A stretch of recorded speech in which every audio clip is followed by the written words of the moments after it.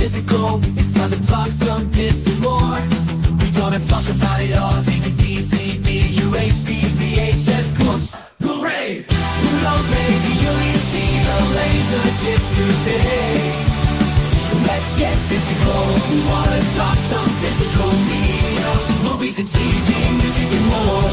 Come check out what we have in store. This is the media house stream. It's time for some physical media on FanZcene. I know it was like really popular because it like won some Oscars and whatever, but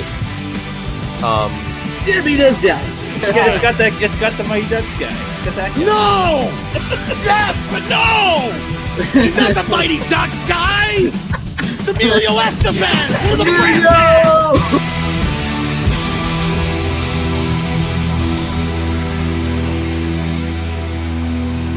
You can never have enough physical media.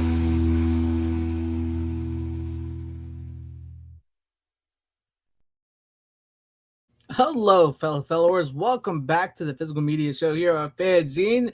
You're stuck with just me tonight, folks. Just me tonight. I apologize for anybody who shows up for Tom, but Tom is out seeing Supergirl. He's out seeing Supergirl tonight, so you got me, right? So how y'all doing? I hope we're going to have a good show. I got some picks for you, and we'll have some fun, right? We'll have some fun. But let's go ahead and say hi to the chat before we get into all this.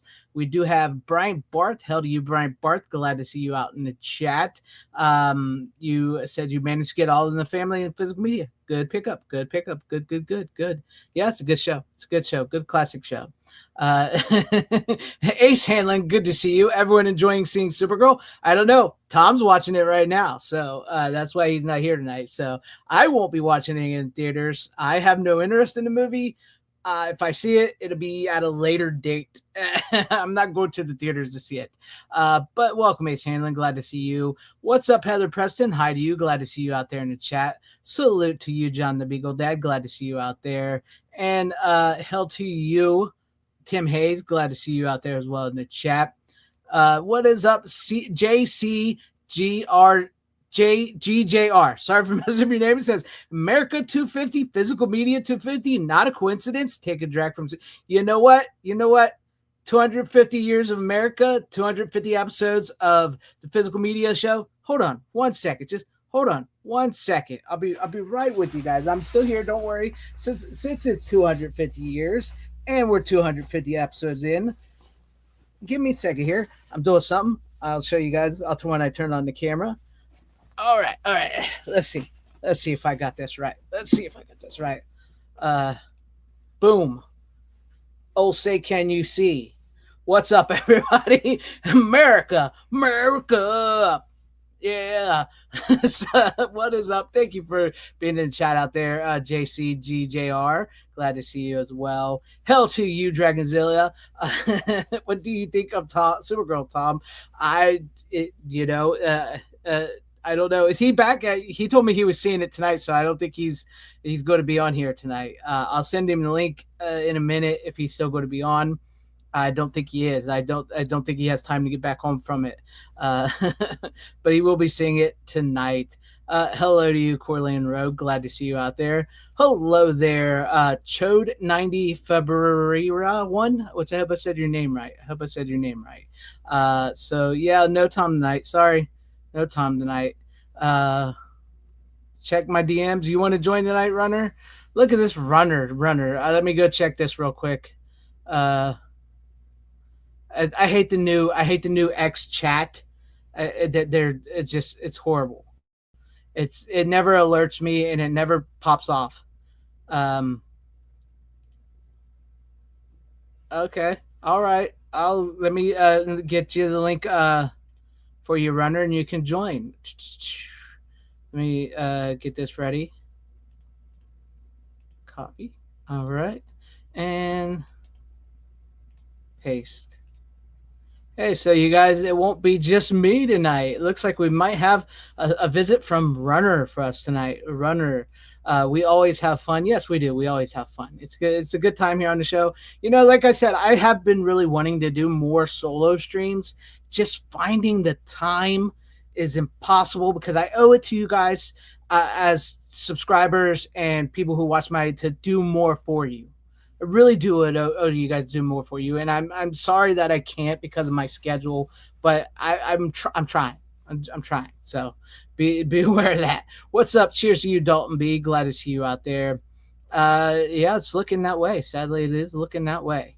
Let's see who else we got out here. Uh, what is up? Hello, Daniel. Glad to see you out there as well in the chat. Thank you, John the Beagle Dad. I appreciate you. Thank you. And I think I'm all caught up for the time being. Got Hollifield. What's up, Hollifield? Glad to see you out there in the chat. Glad to see you out there, buddy. Good to see you. I'll do more streams with you. You just need to, yeah. I get you, Tim Hayes. I appreciate you, man. I appreciate you. All right, so let's see. What do we got? Let's while we wait for Runner, let's see if I can get the upcoming discs. I don't think there was a whole lot that was announced, but I'm going to look and see what we got for everybody coming up. Let's see here. Let me pull this up. Roadhouse. Speaking of which, I don't know if we got to this last time or not, but I remember they were saying the Roadhouse 4K was going out of print over on Vinegar Syndrome, and I know Arrow put it out, but it looks like Via Vision is putting out a 4K steelbook of Roadhouse, the Patrick Swayze Roadhouse, not the remake crappy version. So that's coming from Via Vision. That's Australia. So that's coming. I know we talked Masters of the Universe. I know we talked all those. I see these are all old, so I'm not going to go through there. Find somebody else.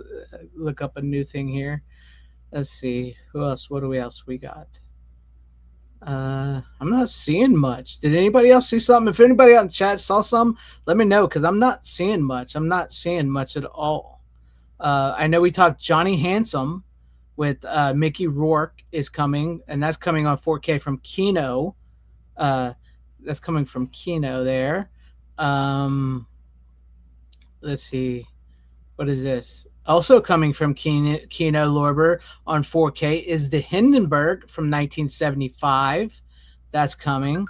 Brit Noor collection is coming from Kino Lorber. So I'm trying to find. I'm not seeing much. It doesn't look like I haven't seen many announcements lately. I think a lot of them happened that we covered. I know Arrows is Friday. Arrows announcements are Friday, so we'll get those and whatnot. Outlander, the complete series. If you guys like the TV series, Outlander is coming to Blu-ray and DVD from Sony Pictures. Season 8. I'm sorry, season 8, not the complete series. Season 8 is coming. Let's see. I'm not seeing much. There must have been a lull in. Did we cover the Masters of the Universe? Is not the new movie, but the 2000s cartoon is the complete series is coming in a steelbook on October 27th from Alliance Home Entertainment, formerly Mill Creek. So that's coming on a steelbook. I don't know if we talked about that. If that was coming out on the channel here. What am I missing? Does anybody else have any out there? Criterion has got the complete Kubrick coming, which a lot of people were very, very upset about. Very upset about. It costs. That's what you're talking about. The complete Kubrick is like what was it? No, was it $600? I think it was $600 maybe. I know it was very, very expensive, and I know a lot of people were very upset about that because it's Criterion, and most people, to be honest with you, Criterion did this, and I think they understand what they're doing. Is like most people are going to pick up the Kubrick set is when there's a Criterion sale that's supposed to happen this Friday, 50% off. I think most people will pick up the Criterion Kubrick then for like $300. I think I can't remember the price, but I know the price was outrageous. Most people are not going to buy this unless you're full on Criterion. Gotta have it. I will. I probably won't. I think it's a little ridiculous. I would like to get the Shining International cut, Kubrick's cut. I would love to get that outside of the box set, but I mean it is a little. It's a little ridiculous. It's a little ridiculous. What way do I catalog my movies? I typically, if they're not alphabetical, I do like with the horror. I go in the horror section, and it's with the horror movies in the right way. Shout, Arrow. Sometimes I'll do that. It just really depends on how I feel, how I catalog my movies. Well, not anymore. Maybe back in the day, Mickey Rourke was Johnny Handsome. Nowadays, he looks like Michael Myers' skin stretched back. That's what can you say? Amazonia, the Catherine Miles story on 4K Italian 80s cannibal movie. I don't like cannibal movies. Not a fan of them. Not a fan of them. I didn't know that was coming. I honestly didn't love or hate the new crappy remake of the name. Yeah, the Real House. I know some people really loved that movie. It wasn't for me. It wasn't for me. What's up, Toro Alejandro Trevino says, smash that like button and subscribe to this very interesting, worthy, educational, productive, positive, righteous podcast stream and ring that bell. Thank you for your cooperation. Well, thank you, Arturo. I appreciate it. Make sure you guys do all that he says. Thank you very much. Glad to have you out there. Severin is releasing they're releasing Anthropophagus, which I hope I said it right. Absurd and Beyond the Darkness to 4K. Yes, I did see that. Yeah, it was $600 for the Kubrick set. You can get it $300 for the Criterion set. It's if you want to get it on the sale this weekend. That's up to you. Ahoy to you, Deeple. Glad to see you out there. Criterion is always expensive. Yeah, that's what most people. To be honest with you, with Criterion, most people just typically buy Criterion during the sale. And I think that's what Criterion holds these sales is because they know otherwise they're not going to make big sales right off the bat with these new releases. And I think that's why they do that. Oh, yes. The Sopranos, the complete series of The Sopranos was announced for 4K coming, the whole series. And I think we talked about that not too long ago, that there was rumors that they were going back and they were fixing the CGI for his mom who passed away, Tony's mom and everything. And so it's going to should look a lot better now than that. Yeah. The Fast and Furious 2015 anniversary is coming. So yeah, inflation is a pain. I hope they include the two famous deleted scenes from Doctor Strangelove and Shining. That'd be great. So yeah, there's that. Let's see if I'm missing anything else here. Are you ready, Runner, to come on in? All right. Look who we got.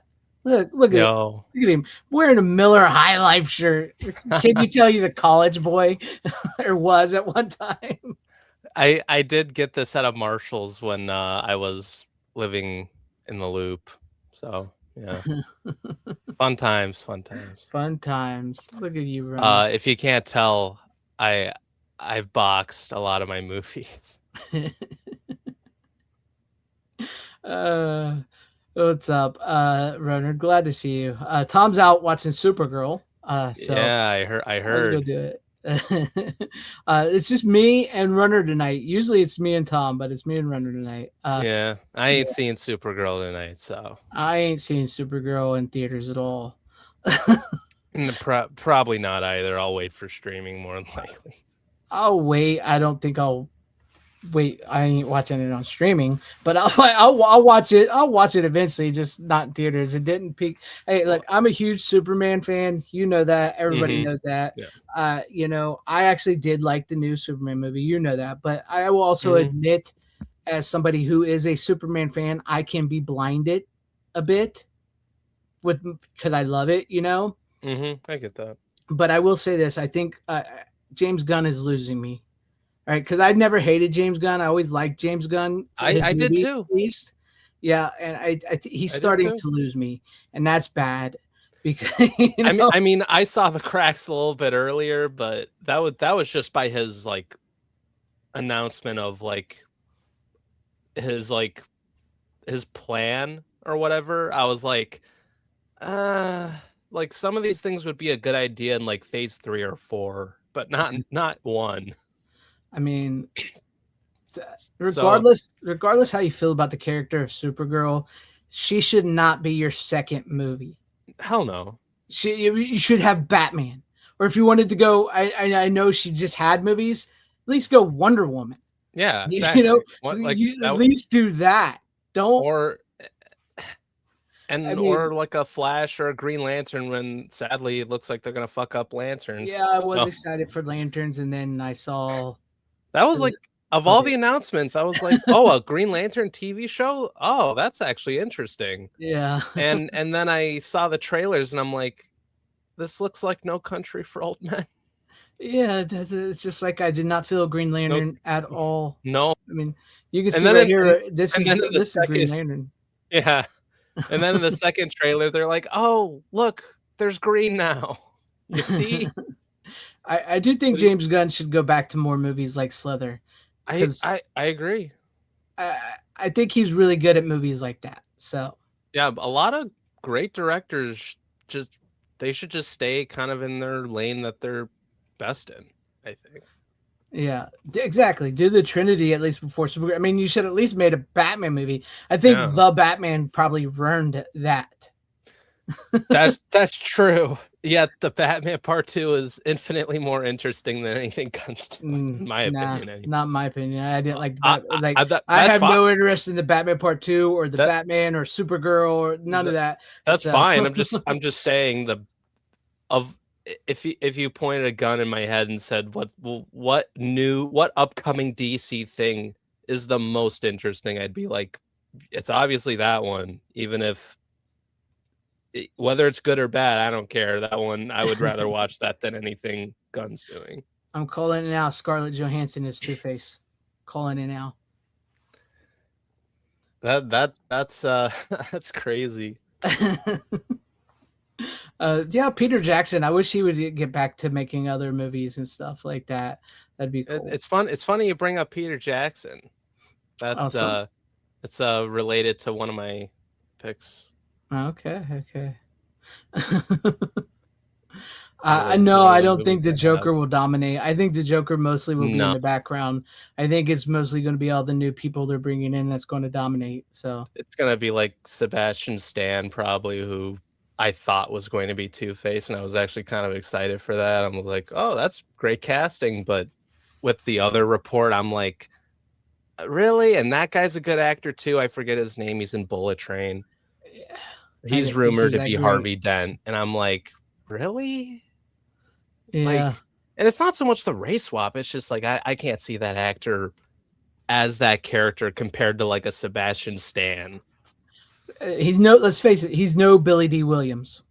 That's the other thing. Because Billy D. Williams, I think, could have rocked as Two-Face. Oh yeah, I for do think he sure. would have been a badass Two-Face. Yeah, for sure.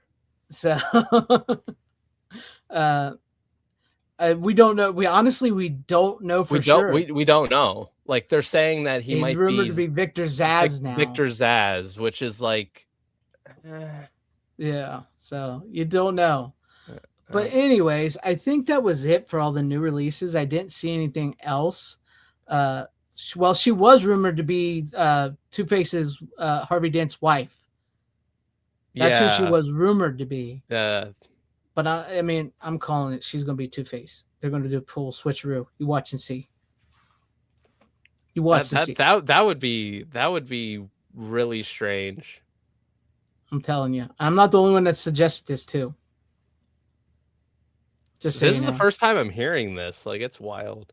That's not been confirmed. I'm just guessing. No, I It's know. just something I'm just saying feels weird about it to me.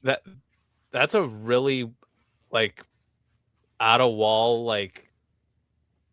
thought. Like I didn't. You're the first one that's like said it. If other people have really said it, because that's No, there's this critic. Can't remember his name, but he's like a very like online critic who's pretty correct for most of the part. He suggested it at one point. Mm. Yeah. So, but it doesn't mean it's true. That does not mean it's true. No, for sure. I mean, that would be so strange if that's true, though. I know some people want it to be think she might be the chick from Yeah, I know what you're Phantasm, talking Mask about. of the Phantasm.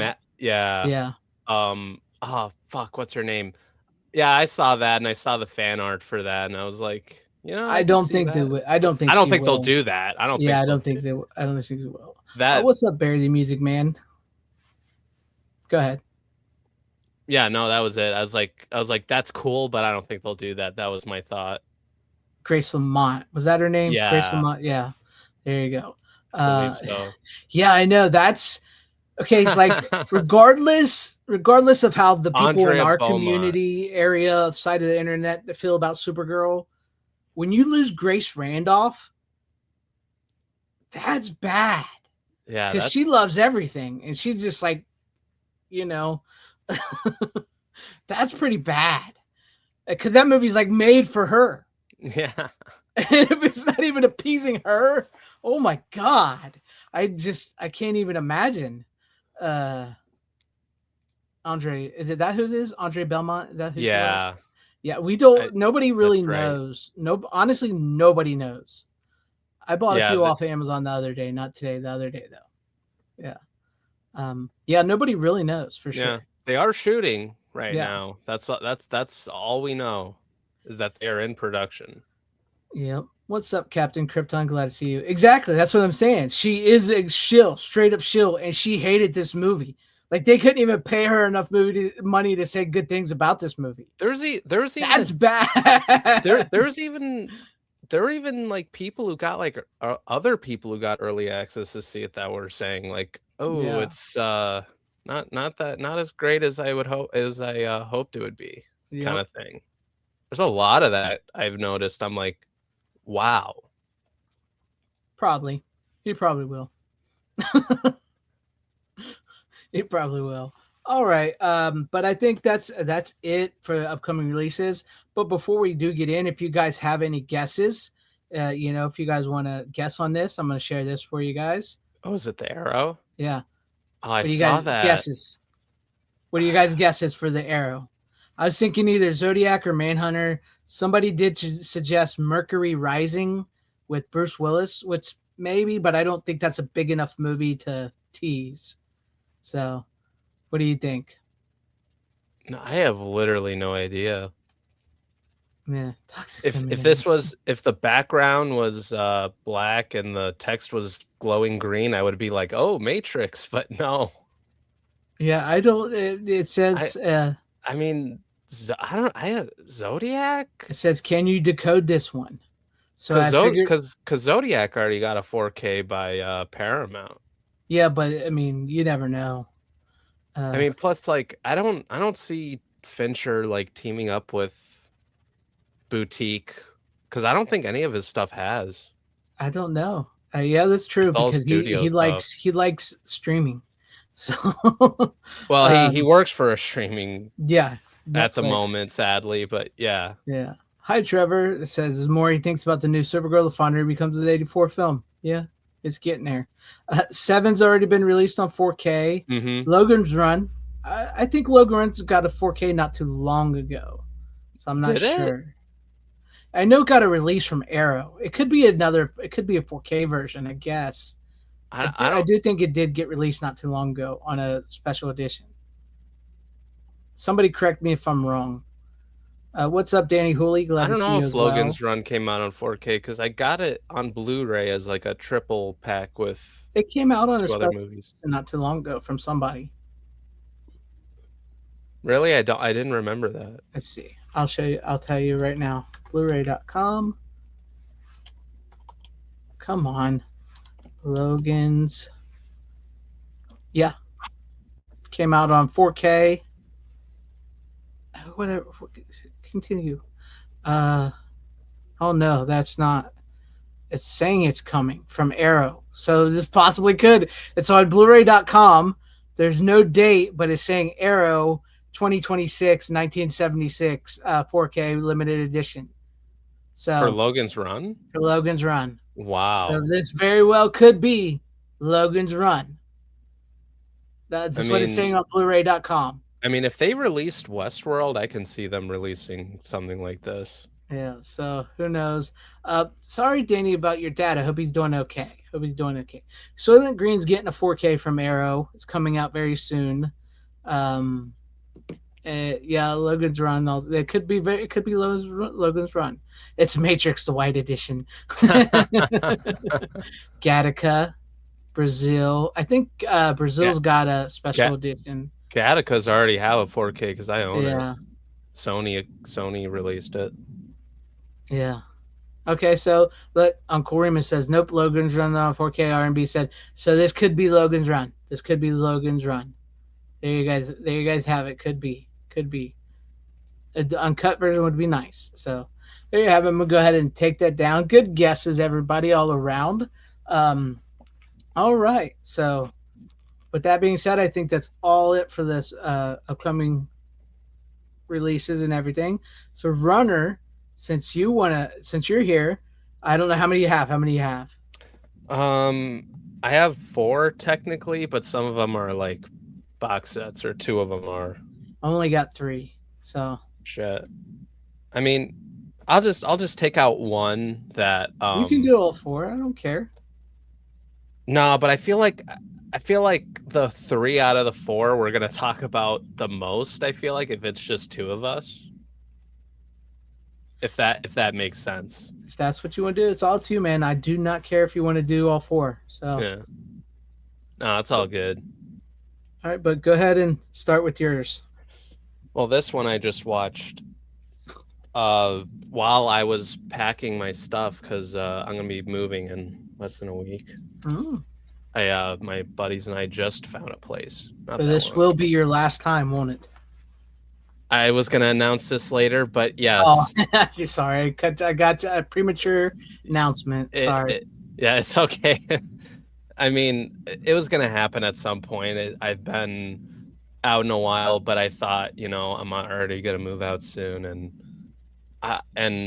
I'm off work today, so I was like, you know what, maybe I'll try to see if I'm done just taking a break from boxing stuff up. Maybe I'll hop on for a bit. So well, I'm glad you're here. So show us what you got. Yeah, and I wanted to like make the announcement like at least like one last time like on stream. I don't want to be like, sending in a note and not showing up on at least one more stream before I take off. Yeah, I'm sorry for making it too early for you. Yeah, no, it's all good. I got this as a late birthday gift because it came out a month after, but it was a pre-order. Oh, Fight Club. Tom brought Fight that Club on. 4K. Didn't like it. Huh? Tom brought that on a couple weeks ago. Didn't like it. Oh, the movie? Yeah, he don't like the movie at all. Oh, he rewatched it? Yeah, he brought that on. Oh, that's so funny because I remember getting the Blu-ray for like $5 at a Salvation Army, and I brought it on in the old years ago, like the early days of the show. And I brought it on and I posed a question and I kind of tricked Tom a little bit because I don't know what question I asked him, but I threw him a curveball. But the Fight Club Blu-ray was that, and now I have the 4K Steelbook, which I've heard a lot of mixed things about this because he's added stuff and the transfer. Yeah, it's streaming like a little bit at times. It was kind of a shame, but I love this cover, man. I love it so much. What's up, Rick? Glad when to I see saw you. when I saw this artwork, I was like, oh, I almost don't care if the 4K is bad. I just want it because the Steelbook looks awesome. Yeah, but you're a film bro, so I make and I sell soap.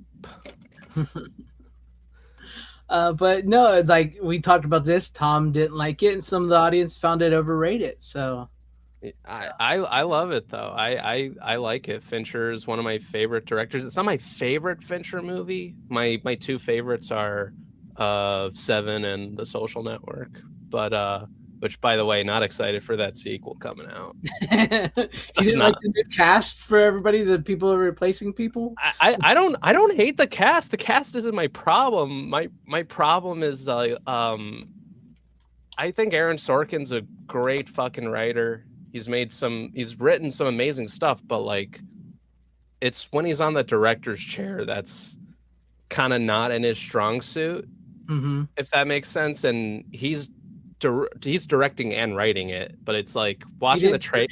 Who directed the other one? Fincher directed. Okay. Yeah, David Fincher directed The Social Network, and that's why that movie worked.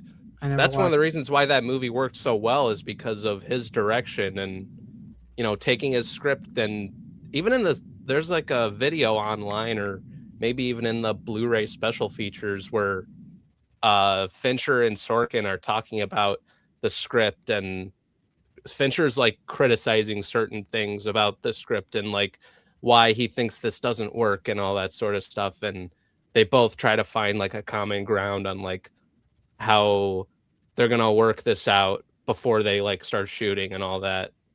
And they even have reading sessions with Jesse and Andrew about their characters and stuff, and it's really fucking cool.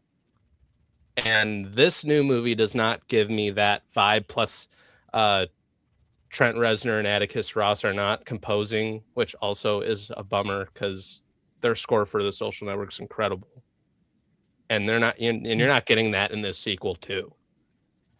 That being said, most of the cast is pretty good.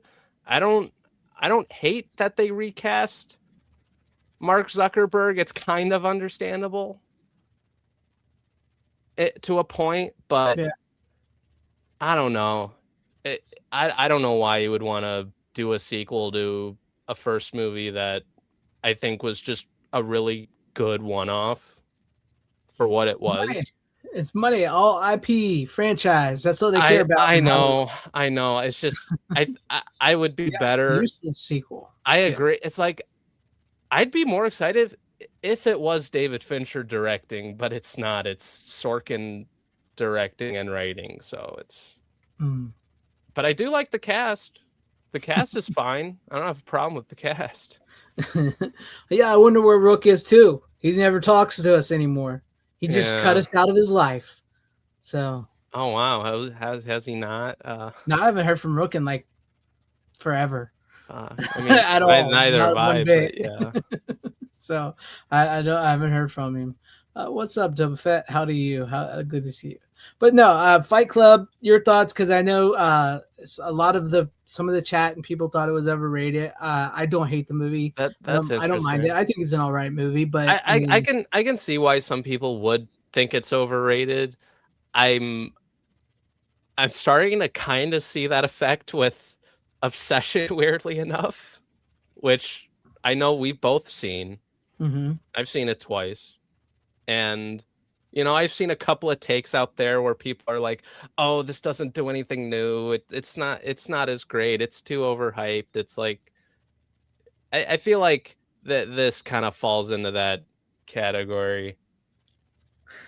Oh, what you think Fight Club falls in that category? I don't know. I haven't heard anybody say it's overhyped. The Obsession. I haven't heard anybody say that. I know a couple of people who think it's like fine or okay, or like people in real life or whatever. But yeah, me too. I liked the movie. I thought it was good. No, I love it. Yeah, I love it. I think it's my favorite movie of the year so far. Yeah, and I think it'll stay that way for quite a while unless something turns out good much later throughout the months. But I don't know. Obsession is like very strong #1 still. Yeah.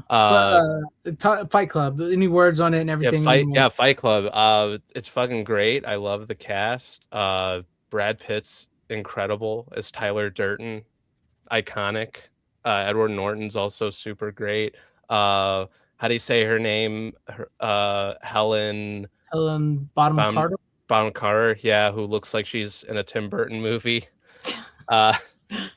She always was. She always was. Yeah. Even in this transfer, she like really looks like she's in a Tim Burton movie in certain shots. Well, I heard they like spruced her up and erased lines and blemishes from her face and everything. Yeah, I think so. I did notice some really weird things, but yeah, I mean, I've seen this movie a decent amount of times. It's a classic.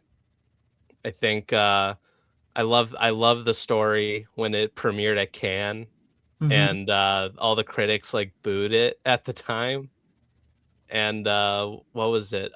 Brad Pitt was saying to Edward Norton, this is the greatest movie I'll ever be in. Yeah. Tom is out. Yes, watching Supergirl.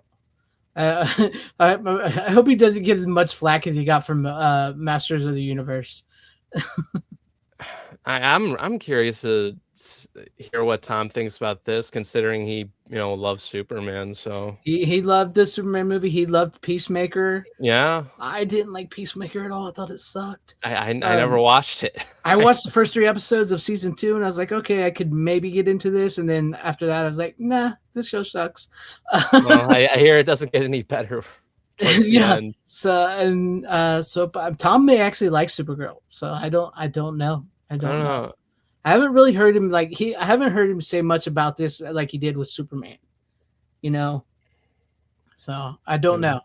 But anyways, Fight Club. But yeah, Fight Club. It's great. I love the Steelbook. I need to listen to there's 3 different audio commentaries in this. I believe. I think it's the same ones, but I've never listened to any of them. One of them is just David Fincher solo, and then there's one with him, Brad Pitt, Edward Norton, and Helen Bonham Carter. And then there's the writer's commentary. Oh yeah, so there's more than 3. The author Chuck Plen? How the fuck do you say his last name? I don't know. The Fight Club author? Yeah, Chuck Pletinik. If I can't pronounce names, man, I don't. It's weird. I'm bad with names, period. So. Yeah, so like he and the screenwriter do a commentary, and then there's a technical side with the DP and probably some of the lighting gaffer. I don't know if a gaffer's on this or second whatever, but the cinematographer's on this, and it says technical commentary. So. Maybe there's a lot of like behind the scenes like stories on like filmmaking that people can listen to on that, and that's a lot. I didn't know there were that many commentaries for this movie, but I got to listen to those. Yeah. So okay. Cool. Well, at least you're a little late because this would have been a great banter for you and Tom because Tom doesn't like the movie and you like the movie. I know. This could have been a great conversation. Me, I'm in the middle. I could take it or leave it. I don't hate the movie. I think it is a good watch, but I'm not like somebody who's like Fight Club, yeah. You know what I mean? I don't hate the movie. I like the movie, but it's just I'm not zoned in on it like so many other people. At the time I saw it, it was weird. I saw it when I was a Fight Club. Tim Hayes, Fight Club. I think I saw it when I was a senior in high school, and my buddy was telling me like, "Oh, if you don't know anything about this movie, like, don't get spoiled by the end or whatever, or like whatever." Yeah. It's like, don't have anyone like tell you like watch the movie like as soon as you can. And when I did. It was not the movie I thought it was going to be. It was like, I knew there was going to be a fight club, but it was like, it was the progression of getting there. And I was like, huh? Like, yeah. and it was really strange. And, the layers of the film or the commentary behind it, I wasn't as zoned into that. Or my awareness of it wasn't until like later on when I was much older, when I got out of high school and I studied film, and I realized, I understand why this movie was sort of controversial at its time. After you went to film school.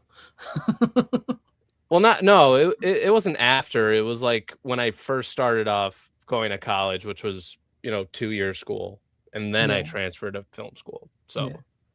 Hell, Anthony Draven and Rick Johnson, who showed up in the chat too. Appreciate you guys. You broke the first rule, Fight Club. Yes, I didn't mind it. I think it's one. I know Tom doesn't like those type of movies, but I think this is one of the movies that does the reveal at the end, whether you guessed it off the bat or whether you didn't. I think this is one that does the reveal at the end pretty good, personally. I was gonna say because. Was it now, over a month? Identity, the movie Identity absolutely sucks. And that movie is just like... I never even heard about that movie until Arrow revealed It's horrible. And it was like, oh, and what's his name? Did James Mangold direct it? I have no idea. All I remember was that after I finished that movie, I was like, that was just a horrible movie. I'll never watch it again. So, but I think Fight Club does it better. I was gonna say, I think the way Fight Club does it, because it's not like all really in his good. head. I mean, it is, but it's not Yeah. like everything he's seeing is just all in his head. Just Tyler Durden is in his head. Yeah, It's I like a agree. split personality thing. But when I saw it at first and I got to that part, I was like, what the fuck? I'm like, this movie's crazy. Like at the time when I saw it, I was like, that part like blew me away. I was like, oh, I understand why people think this movie's kind of cool. Like I didn't really see it coming that way or anything like that. But yeah. So I think it was just like the timing of when I saw it. I was like, yeah, I and it took a lot of thought for me to like at the time, but like upon rewatches, it's like, you know, I still love it. I get you. All right. Well, speaking of movies that I didn't think I would like at the start, which I did like this movie, but I do have some complaints about it and everything. But I think you've seen this, so we might be able to talk about it. It's not like Fight Club, but I watched Long Legs with Nicolas Ooh. Cage. I have the steelbook for that. I don't need the steelbook for this.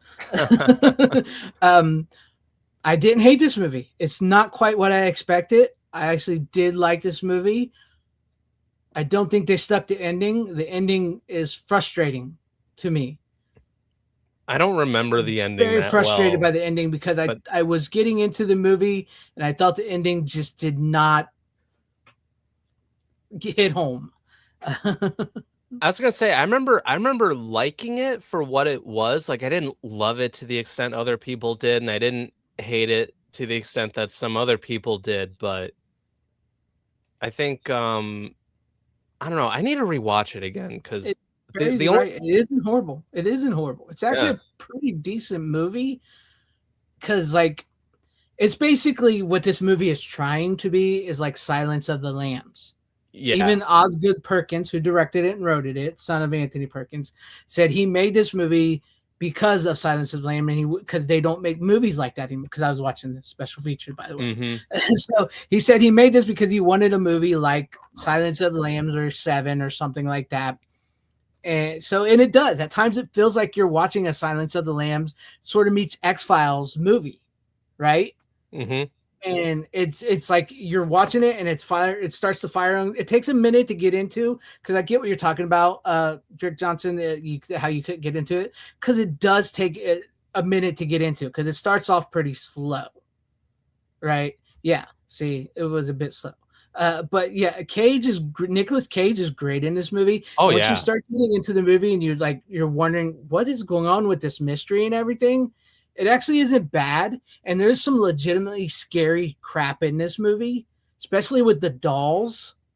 I mean, like the Uncanny Valley with the when they had the black thing over the dolls and you could see the eyes glow and stuff like that. Shit was creepy. I thought that was really scary. I don't like the doll. I don't like that doll stuff. That freaked me out, especially when you're watching it by yourself at night. And I thought Nicolas Cage was great. I thought he was pretty good. He's basically Nicolas Cage in makeup. Yeah. Mommy, Daddy.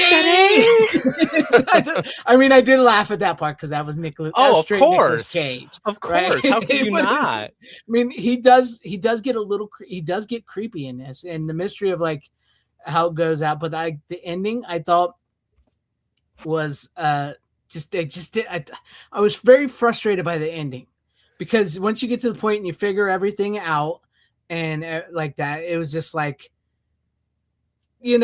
do something, please do something. Don't just let this happen. But real quick, I see somebody popped in down here. I wonder if he's got some stuff to say. Can we get a viral Tom clip maybe? So who do we have? Might. Can we get a viral Tom clip real quick? I didn't hate Supergirl as much as I thought I would, but I didn't like it at all. So I don't know. It's kind of. Yeah. The worst parts about Supergirl are Supergirl. Well, that's not a good That's selling not good. point. Best parts are Superman and Lobo, and there's not enough Lobo. So,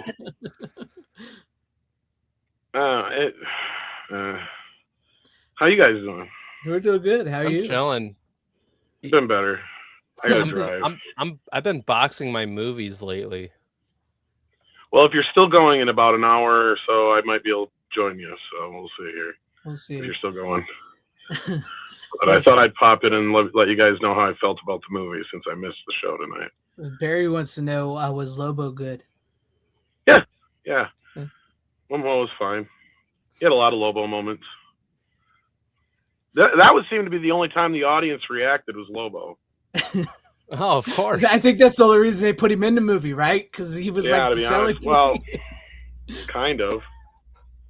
Like I said, I didn't hate Superman in it, but yeah, like he was in it a little bit more than I expected, and he was kind of highlights of the film, I would say. Mm-hmm. That's probably my most measured take on it. Otherwise, what the fuck are you thinking, James Gunn? Let it out. Rage. I want a Tom rant. Give me a Tom rant. It's just one little stupid thing in the movie, because the rest of the movie is so throwaway. It's like you don't even really have to have seen it, I'm sure, to see Man of Tomorrow. Like, there's nothing in it that connects it to Man of Tomorrow, as far as I can tell. There's just this stupid line that basically confirms the stupid message. Mm-hmm. That's what I heard. And basically, Kara comes from a different part where she doesn't believe in that aspect, or her father didn't have that same kind of aspiration for her, or whatever it was. It's not like they beat it over the head, but it's there enough to where it's like you had a chance to fix it, to change that, and you didn't. Idiot. Yeah, that was like my least favorite part, period, about Superman. But otherwise, yeah, just a poor choice of a story. I mean, I get it. I get what it's about, but I don't know. There was a lot more people there than I thought there would be. There were even people who are like fans of that story that Tom King wrote that were saying that they were disappointed that they didn't. Oh, that's bad then. Didn't get some of the things. I know. It's so weird. There were fans of that story that were like, oh, they were disappointed because they didn't follow too much of certain aspects of it. Evidently, you can't please anybody. Yeah. It's so funny. I mean, I don't know if the better movie here is probably a Lobo movie. In the end, Superman movie, maybe. Kind of, but even Superman, like I said, he's just there to just kind of be like he has like 3 or 4 scenes in the whole movie. I think a couple of them are flashbacks, but like, I mean, that's the thing is a large portion of the story is spent on her flashback that we never got to see with Kal-El, you know. So it's like, well, it's great that we get her backstory, but it's great. Well, whatever. Yeah, it is what it is. We'll see how the box office handles. Or how it handles in the box office against Toy Story and stuff, but I'm not having hopes for it, to be honest with you. There's a lot of young people in the audience, so this just may not be our movie. So I'll tell you this: my nephew, who's not my oldest one, who lives with me, who's my, the one I raised, my other nephew, who's a lot younger, after seeing Superman, he was excited to see Supergirl. Now he's been telling me he has no interest in seeing Supergirl in theater. Who knows? We'll see how it goes, because I was actually very surprised at how it wasn't packed, but it was a lot fuller than I thought it would be.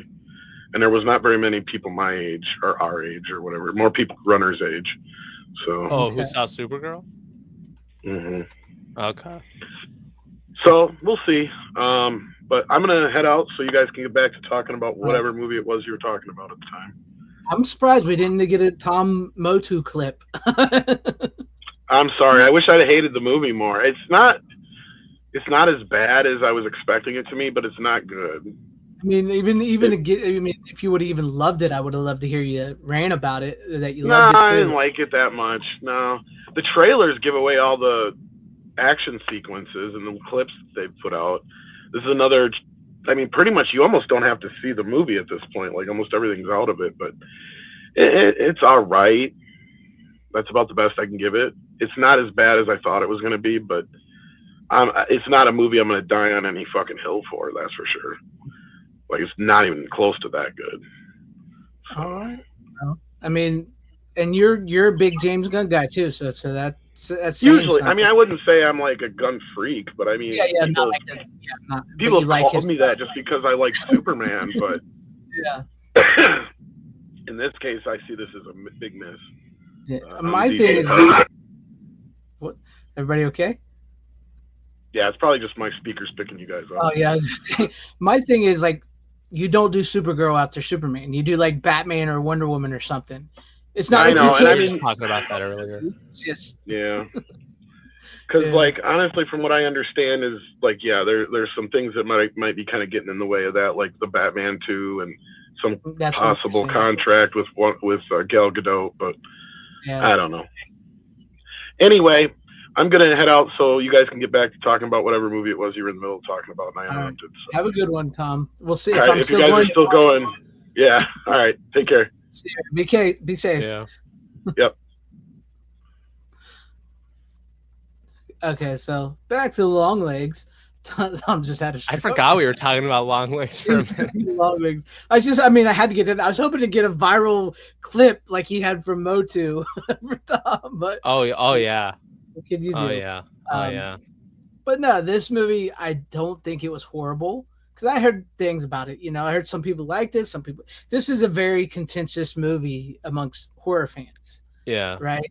And I do think this isn't a bad movie. Matter of fact, I watched it because Michelle from Force of Light saw it, and she was like, "Have you seen this?" And I was like, "No." And I watched it because she was like talking about how she liked it and everything. We have similar tastes sometimes, so that's why I watched it. And I didn't hate it, but like the ending, like where I was talking about the ending was like, it just was so frustrating to me because you get to the point where the lead actress, is it Micah Monroe? Is that who that is? Yeah. I think that's how you say your name. Yeah. She has discovered everything. She knows who his accomplice is. You pretty much figure that since he's like targeting these families of like dads and moms and having the dads kill the families, it's going to be her partner. Because like right off the bat, since she introduces his wife and his daughter and she's having a birthday, that's pretty easy to figure out where that's going. Right in the movie, because that's like his MO is like he takes these girls who have birthdays around the same dates and stuff because he's doing like this satanic thing. And once you figure that out, that's where that's headed. And you get there, you figured it out what the dolls do, how your mom's involved, and your boss is about to kill his wife and his kid, and you just stand there and you do jack shit for like 20 minutes and let him go kill his wife. And it's just like, all this. Why are you just standing there? Do something. So that was like my biggest frustrating part of the I don't movie. remember that part for some Ending was fucking like, reason. Come on. I just remember some of the wild Nick Cage shit. Mhm. I remember thinking, it was fine, but I didn't think too much of it. I'll say this, and I think I brought this movie on once, not that long ago. The Monkey, his follow-up. I was going to ask you about that because I was thinking about watching that. Not. I don't think you'd like it as much. Okay, I didn't. I've heard really bad things about that. So that's why. I didn't hate it. I don't think it's a terrible movie, but like it's just okay. That like the things that save it for me are like some of the kills are kind of creatively wild, especially the famous one where the woman dives in the pool and she gets blown up. Oh yeah, I seen like clips. like somewhere. yeah, like that. There's moments like that are kind of cool. Mm-hmm. But other than that, it's like when you get towards the third act, where you get to see where Theo James's character kind of takes a twist. That's when it gets kind of, Yeah, it's like once you get towards the. So it's like if you didn't like if you thought the ending of Longlegs was frustrating, I was gonna say I don't think you're gonna like The Monkey nearly as much. I mean, it doesn't ruin the movie. Yeah, because I get what they were going for. The thing is, I get what he was going for. Right? Yeah. I get the ending he was going for, but because he was going for like a darker, like sort of downer ending, which I get because in some kids movies like this don't always end great, especially in like serial killer murder cases and stuff like that. Sometimes you can save the day, but you don't save everybody. I get that. I complete it. But the point is like She just stood there. It's like you couldn't have found another way to disable her for a minute so things could happen this way, and then you can have her do this. Because like, and don't give me none of the crap. It's like, oh, it's trauma because her mom's involved. It's like she had every opportunity to knock her boss out before he did anything and destroy the doll, because that's what you had to do, the thing in the doll's head. And her, I mean, of course, her mom was there, was going to try to shoot her and everything, and she does that no problem. She's just like, boom, her mom's gone, no problem. Right? But like, just like, come on, man, do something. Yeah. But I hate the movie. I really didn't hate the movie. I did think it had some legitimate scares in it. It did feel like Silence of the Lambs meets X-Files at times, right? That's what, like, especially when they're investigating and it starts rolling. Because once I understand a lot of people couldn't get into this because it is a bit slow, especially in the beginning. Yeah. But it does take a moment. But once it gets going and they start getting in an investigation and you start finding out what's up with this girl and everybody around her, Nick, and it does start showing Nick Cage, because he does. I mean, he's in the beginning real quick and then he disappears from the movie for a while because they're trying to find him. And then once they catch up with him, that's when, it starts getting there. And then by the end of the movie, you're like, how are they going to do this? And then it kind of like the ending just frustrated me, I should say. Didn't hate it, but it frustrated me. It was like it could have been a better ending. I get that. Yeah, so that was my thing. And what's up? It's like I'm saving deleted scenes. Glad to see you out in the chat. I saw you just come in. You said you were catch up. Good luck. You can get it $300 this weekend. Pre-order it this weekend on Criterion sale. I'm pretty sure that's what they planned on anyways. So I want that so bad, but financially I can't do it. I'm not paying for it. No. I want to get it because of the bonus features. Like we're getting. I want the Shining thing. I want the Shining thing too. That's the thing. The international cut, but I mean, I'm not paying that much money just for that. No, but there's just like all the other stuff too. But I'm just not. I'm not doing it because I think. Aren't we getting some like cool extra for like you're getting Doctor Strange stuff? I know that's what I'm saying. Stuff, like, but I can't look. I know people love physical media, and I know there's complaints about how expensive it's gotten lately, and I get it, and I understand that, and a lot of it has, but also like I just can't see myself dropping money on that. I just can't do it. Like sometimes I'll be the first to admit maybe I spend a little too much money on like a steelbook or something I really want, but I earn my money, and if I want it, I'm going to buy it. But there is points where I'm like, that's just too much. I can't do that. So. No, I mean, I would get it for that much if I like really had enough. Be worth it. Yeah, that's the thing. It's like I'd get it because I'm like, fuck, it looks like an amazing like education in like film with with those bonus features and shit. It looks like a Kubrick school. Yeah, like film school. It's like, and the fact that Criterion's doing it with, and I'm not awesome. It's going to be beautiful. Yeah, I mean, I don't love the covers, the individual covers, but it's like, it's cool that they're all in a set together. Mm-hmm. Even though I have most of his movies on 4K, that's That's also the thing. Yeah, exactly. Like I have so many of his movies already. I think. The only ones I don't have are Fear and Desire and Lolita.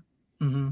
And I think Lolita is getting an individual release soon. I think it is, yeah. And I still need to get the Kino Lorber Fear and Desire, and then I'll complete my Kubrick collection. Like, that's all I need. Yeah. But I'm just saying, I know I talked a little bit about that earlier. It's just, I'm sure it's 100% worth it. I just can't see... Yeah. I can't do that. I just can't spend money, and that's just me. I would have to get that on another sale if they restock, or if they have any on stock. I think there'll be a lot left, to be honest with you. Well, technically, maybe not, because you'll get the dumbass scalpers, which I can't stand. You'll get them and sell them on eBay for like $2,000. That's the thing, because when No Country for Old Men came out or was announced on 4K, that was out of print for quite a bit. Mm-hmm. And then they finally like restock some. Yeah. I love Color Out of Space. That is a great movie. I'm an H.P. Lovecraft fan. I've read his work. I'm a huge fan of it. That's a really good movie. It's a really I still good haven't movie. seen that one yet. Too bad that it never went anywhere because it was supposed to be like this whole start of this whole brand new Lovecraft cinematic universe. The director got canceled, so and it never went anywhere. Sadly, Wow. I love Mandy too. I've seen Mandy. I don't drop acid. I don't do drugs. So, but Mandy is batshit crazy. You don't even need to do drugs to watch Mandy because it feels like you did drugs after watching Mandy. That, So Mandy is insane. that sounds like Fear and Loathing in Las Vegas. Have you seen Mandy? Not yet. It's on You my gotta see Mandy. no. It's It's been on my list for a while. insane. It's been on my list for a while. I just haven't checked it out yet. Yeah, but it is man. That movie is insane. It's Nicolas Cage. I'm chasing this pure evil. In It's great. a couple of weeks, by the time I like move into my new place and all that, in like the middle of July, I'm pretty much gonna have a staycation. So I'm gonna try to watch more shit if I can. I've actually liked a lot of some of the newer Nick Cage movies. I loved Willy's Wonderland. Thought it was great. I haven't Color seen Out of that one Space was yet. great. Mandy was great. Longlegs wasn't bad. Have you seen actually- Have you seen Dream Scenario? I haven't seen Dream Scenario, but that's one I've never Ooh. really been interested in seeing because it's just. I like it. It's good. So I may have to say It's good. I think you should give that one a shot. it's an Seriously. A24 film though. I don't like A24. Yeah, but like A lot of them are shitty, and plus now they're partnering with Google to do AI. I don't. Okay, but this is before. I know, Then. but even before then, I don't like A24. Yeah, it's very disappointing that they did that. But I may give it. I'm not saying I won't watch it. I may but- give it a watch because I like Nicolas Cage. But here's the thing: if you like shit like So- because you said you like the Lighthouse and Iron Claw. I did like Lighthouse and Iron Claw, but those weren't technically A24 films. They were No, like made by other people, and A24 picked them up. I mean that's true, but like, wasn't Dream Scenario kind of no? Maybe I don't know. I mean, was Dream Scenario picked up by anyone? I don't know. I'd really have to look because into it. there's a ton. I mean, there's a ton of those movies that that they'll pick up, or some that they'll distribute and or will fund or whatever. But Yeah. they mostly distribute, at least in their early days. Yeah, back when they peaked. But now they're kind of in that blockbuster territory now, especially with Backrooms and Marty that's Supreme what they've always taking off wanted. as big as they have, and I fucking loved Marty Supreme. That was my favorite movie I last haven't year. seen that, but I thought that was fantastic. I did not know Richard Stanley was still doing this. I haven't heard nothing about it because if he's doing it with another studio, nothing's come out. He hasn't done anything. I know he was canceled after the movie, so. But anyways, Longlegs. If you guys, if you can get into it, it is a good watch. The ending, you may not like the ending, but if you can get into it, it's a good watch. So, Runner, what's up, Six? Hey, Six. We've had Six start joining us now, so Oh. when she can. So it's good Fantastic. to have Six on there. Yeah, but okay, what do you got? Because Tim Hayes is ready for more picks. We've talked too long about other things. So Yeah. what do we got for your second pick here, Runner? I probably I only watched the first two like a month or so ago because I got this a while back. Is the Hellraiser box set? Nice. I got this from Diabolic, so shout out to Diabolic. I've only seen the first two. I really enjoyed them. Haven't seen 3, and I did see what's the fourth one called? Bloodline. Yeah, I saw that at a club back in college, and yeah, it was a film thing. I forget if it was horror or the horror club that they have or whatnot. I try to stop by to see what they're playing whenever I have the time, and they played that movie for some reason, and I was just like, yeah. It's just. But It's not great. 6, you said in 2 weeks you would come back. You said you weren't free this Wednesday and you'd come back the Wednesday after. That's why I didn't send you the link. You said in 2 weeks, 6. That's what you said. Don't get mad at me, because I would have sent you the link if I would have known that. So don't get mad at me. I have more picks, Tim Hayes. I do. But go ahead, continue running, because I think I like the first two, and there's some people have not liked the second one as much lately anymore. Some of the, like Tom brought it on and was saying, and he wasn't the only one that had been like on the rewatch of the second one, it wasn't as good as they remembered. But I do like the first two, and I do like Bloodlines. I don't hate Bloodlines. I think Bloodlines is all right. Well, actually, so because before I saw Bloodlines, I've only seen like the first 5 minutes of the first Hellraiser at the time. I was like, I tried to watch it, but then I was like, I think something came up and I didn't get to it ever since then. And then like they randomly played Bloodlines. I just blind watched that one. So it was very like weird and confusing. But once I get to 3, which I haven't seen quite yet, so I can't, you know, give you my thoughts on that. And then when I rewatch Bloodlines, maybe I'll get in, because they played it. That was one of the 24-hour horror marathon movies that they played at the Music Box last year. So with Bloodlines, it's one of those movies where it's like, yeah, it's not going to be the first two movie again, but it's one of those like they messed it up so much because there's two different directors, different cuts of the film. It's one of those like it's become a cult movie where it's like it's fun to watch even if it is kind of bad, but it's also really fun and it's not bad. Yeah. So like because there's like one director did one thing and they didn't like it. They brought in another director to fix it, and then it's got an Alan Smithy. It's directed by Alan Smithy, which I'm sure you know who that is, right? Oh yes, that's the name that when a director wants to off. So that's what it gets. And what's up, Clark the Shark? The first time I was educated by the Alan Smithy thing was David Lynch's Dune. Evidently enough, yeah, that was the first time I discovered what Alan Smithy was, and I was just like, that's amazing. Yeah, I'm surprised we haven't gotten more of those of late. Oh, they can't afford to take their names off of the projects now. So, back then they could. It's just fun. It's just funny. I was like, man, I wonder how many other movies, and I'm like, wow, not a lot of other movies, like other popular movies than David Lynch's Dune. Can I think of gets an Alan Smithy credit?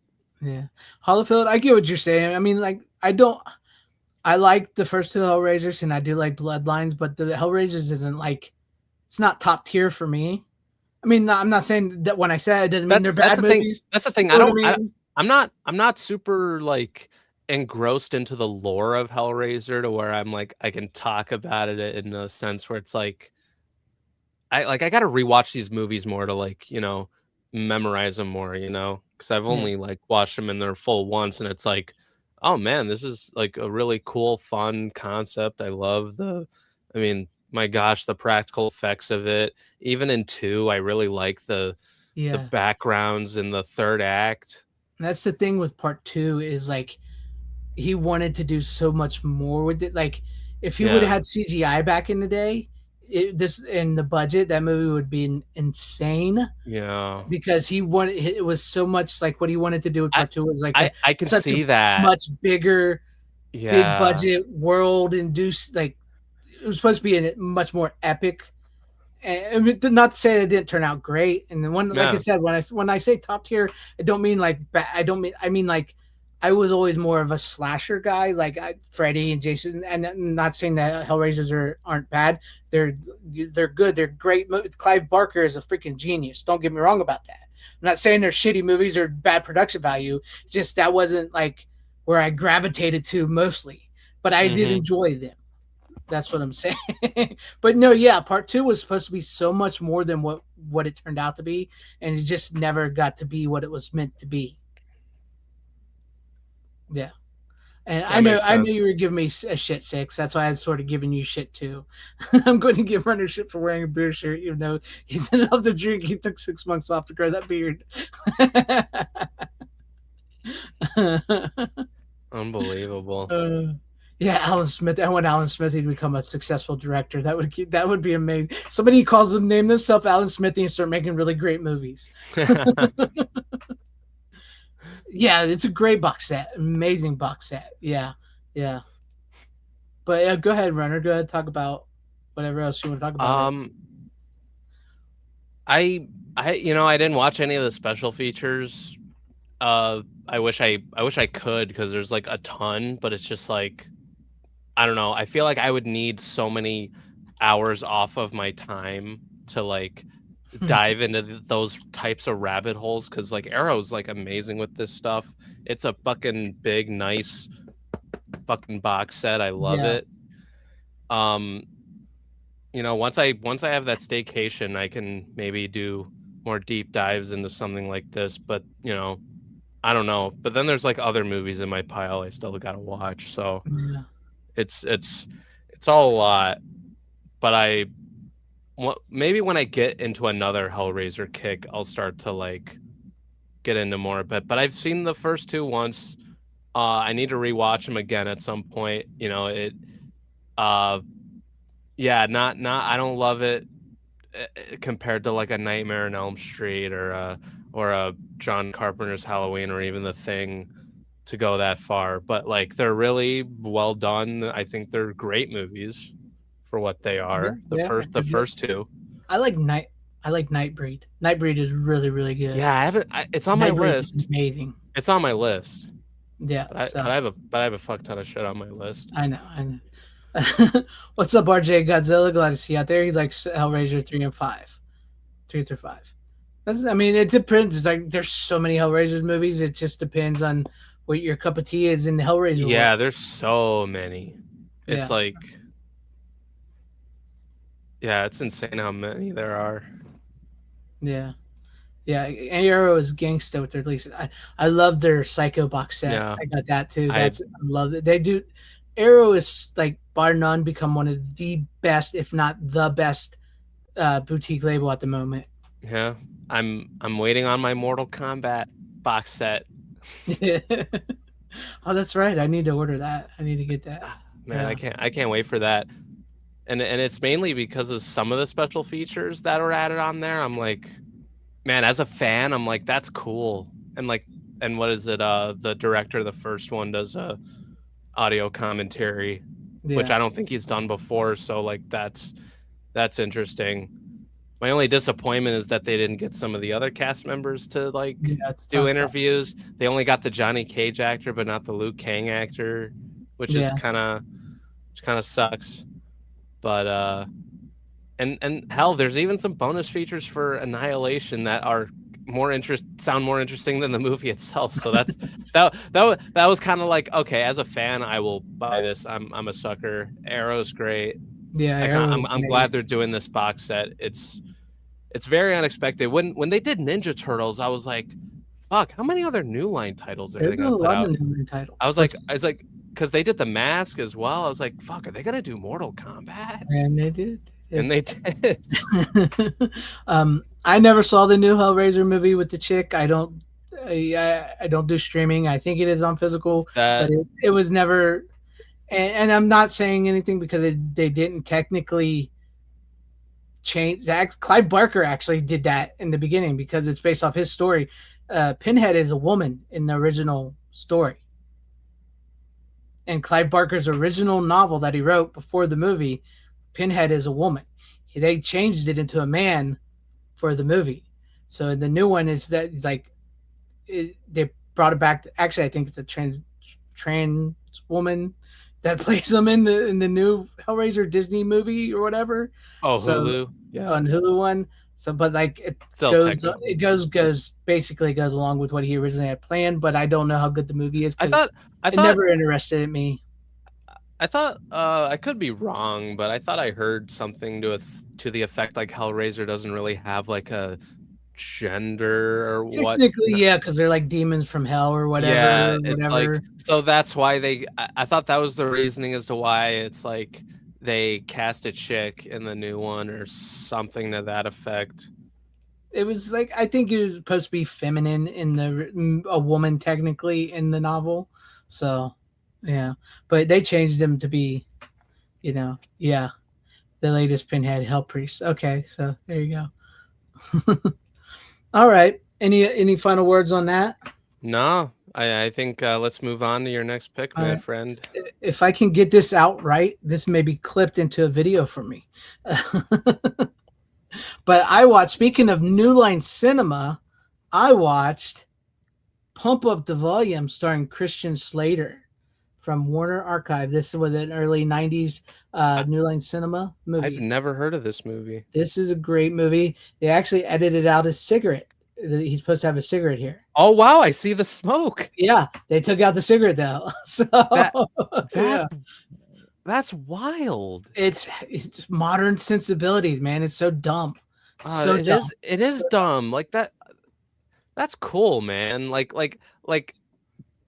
I don't know. It just looks unnatural. Then if there's supposed to be it's like, oh, do you just fight? Do you just have smoke coming out of your fingers now? Like is that Yeah. is that what he does in the movie? He's smoking. So like this movie, I'm gonna get into it because I have a lot to say on this movie. I've seen this before, but it's been a very, very long time since I've seen this one. Yeah, the Blu-ray looks amazing. This is Warner Archive. This is clearly it may even be a 4K scan. I'm not sure because it looked absolutely beautiful. And this is the earlier Warner Archives before like all the changes started happening with Warner Brothers. So like that's when they were doing really good work. So this looks really, really good. Yeah, way better than VHS. Way better than VHS. So what is this movie about? I'm going to tell you what this movie is about because this movie is an extremely prophetic movie. It's been a long time since I've seen it, but I was watching it. This movie has led us to where we are today with podcasts. 100% with podcasts, with YouTube, 100%. Okay, so what is this movie about? Christian Slater here. He plays this kid named Mark who has just moved to a new small town. He's moved from New York to a small suburban white bread town in Arizona. He has no friends. He's a bit of a nerdy kid, right? He keeps to himself. But at night, at 10 p.m. at night, when he goes home, he has a pirate radio station that he's tapped into. So he starts broadcasting as Hard Harry Hardon, right? to anybody who will listen. And there he gets to say whatever he wants to say. He can be whoever he wants to be. He uses a voice modulator. He talks about politics. He talks about music. He talks about sex. He talks about drug. He talks about plight of the teenage world, what's going on in the 90s and stuff. Does any of that sound familiar to anybody? That's what he talks about. And he creates this movement because, he's so bored and he's like, we're living in a boring time and everything. There's nobody speaking to us. Nobody's got that voice that's speaking to us like we've had in the past. And so like all the people at school start latching onto this, and listening to him, and it starts growing and growing. And this touches on some like, because the way when you first get into this movie, you think it's going to be like a typical 90s teen movie, right? Mm-hmm. It touches on some major serious, and the thing is, like, it touches on some serious stuff that was going on and is still going on that I can't even talk about here on YouTube.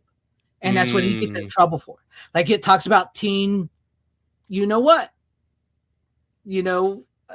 self-deleting. Like, that is a big plot of the story because as people start listening to him, he gets letters from his audience, and one of the teens that writes him tells him he's going to himself. And so he calls the kid, and he has this conversation with him, and he doesn't quite believe him, and then the next day you find out the kid did the act, right? See, like, I'm gonna have to choose my words right here. I have to choose my words carefully. No, I can't talk about this stuff on YouTube. And so, like, I know what you mean. Exactly, right? So it starts talking about that, and it also talks about teen sexuality, about a kid who was possibly molested, which I go, once again, I got to use my like, it really delves into these really hardcore topics in a great like movie. This is a damn good movie. by the way. So like it really delves into these topics, and he starts with this movement talking about this and speaking to these kids on this pirate radio, and he starts to get in trouble with the FCC for saying stuff like that, and they want to know who he is and where he's at because he's using this system illegally, and they start blaming him for possibly what happened to this kid and stuff, like, you know, and put all the and he starts to uncover this thing in his school with the school are starting to expel these kids from the school for like little to no reasons whatsoever. And you come to find out like the principal wants the school to be the best school, and so like she's purposely weeding out students that she deems as bad so that her school can keep the highest SAT scores, get the grants from the government and everything like that. And he starts to uncover that, and like he doesn't want to keep doing this because he doesn't want to get in trouble. But then he meets she plays the princess in the original Mario Brothers movie, right? You know who I'm talking about. I don't.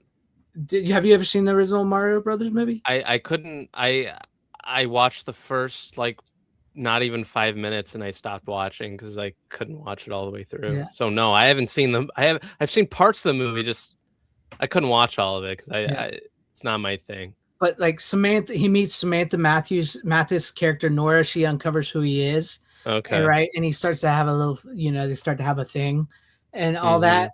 And so like he's got to choose what he wants to do. Does he want to keep the radio station going and inspiring all these people to speak their voices, to be who they want to be? That's like the whole point of the movie. And it's not done in like a ham fist like today's day and age, you know, where it's like the modern message and stuff, like how they force it on people.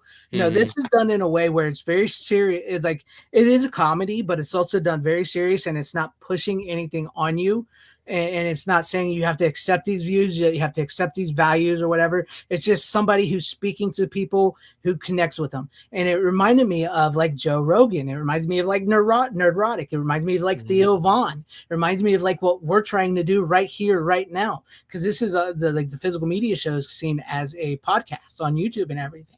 So like that's what it reminded me of. And by the end of the movie, he has inspired all these kids. And like you hear it at the end of the movie because you hear all the other like this is radio station this where other kids have started their own pirate radio station because he inspired them. And that's like I'm watching this movie. I'm like, this is what's going on. It's like 1990, a movie from 1990 predicted what's going on now. Yeah, no, that's crazy. Legitimately, what is going on now? I just added it on my list now. Yeah, where like it's inspired, like people are like the younger generation is constantly looking for people to listen to who speaks their language, like and who connects with them.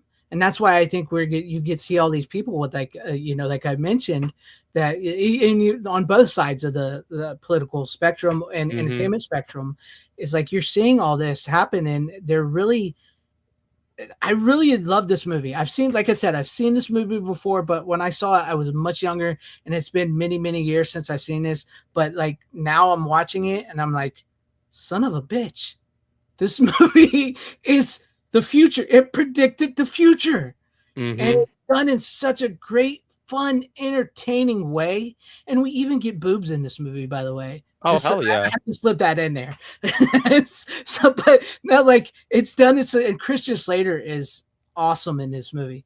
You know, how he never became a much bigger star, I really don't know. I don't know if he had, like, problems like Robert Downey Jr. and all them, but I never really heard much about Christian Slater getting into drugs or anything like that. But he's, like, solid. Like, he does the switch perfectly, where like when it shows him at school and he's got glasses on and he's wearing like a shirt and he's got his head down and he doesn't want to talk to anybody, right? And he's like trying to be like a nerdy, like this is like his alter ego, who he is. And then when he gets back home and he gets into his radio station and he becomes this completely different character who does you know, does and says things that only you wish you could do and say on the radio. And it's like he does it so well.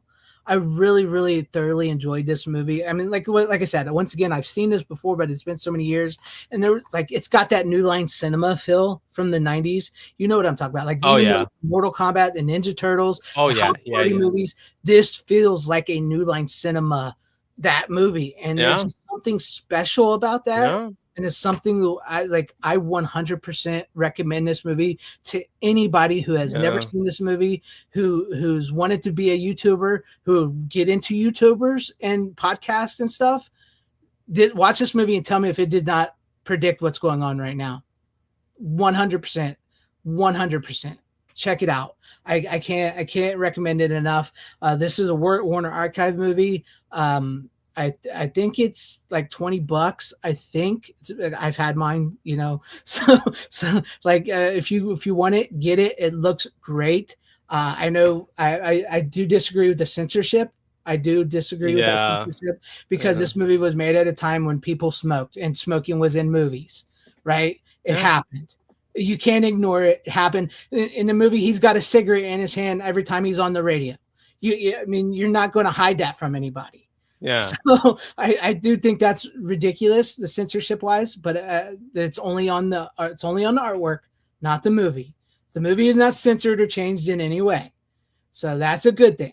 So you should Yes. 100% watch this movie. Yeah.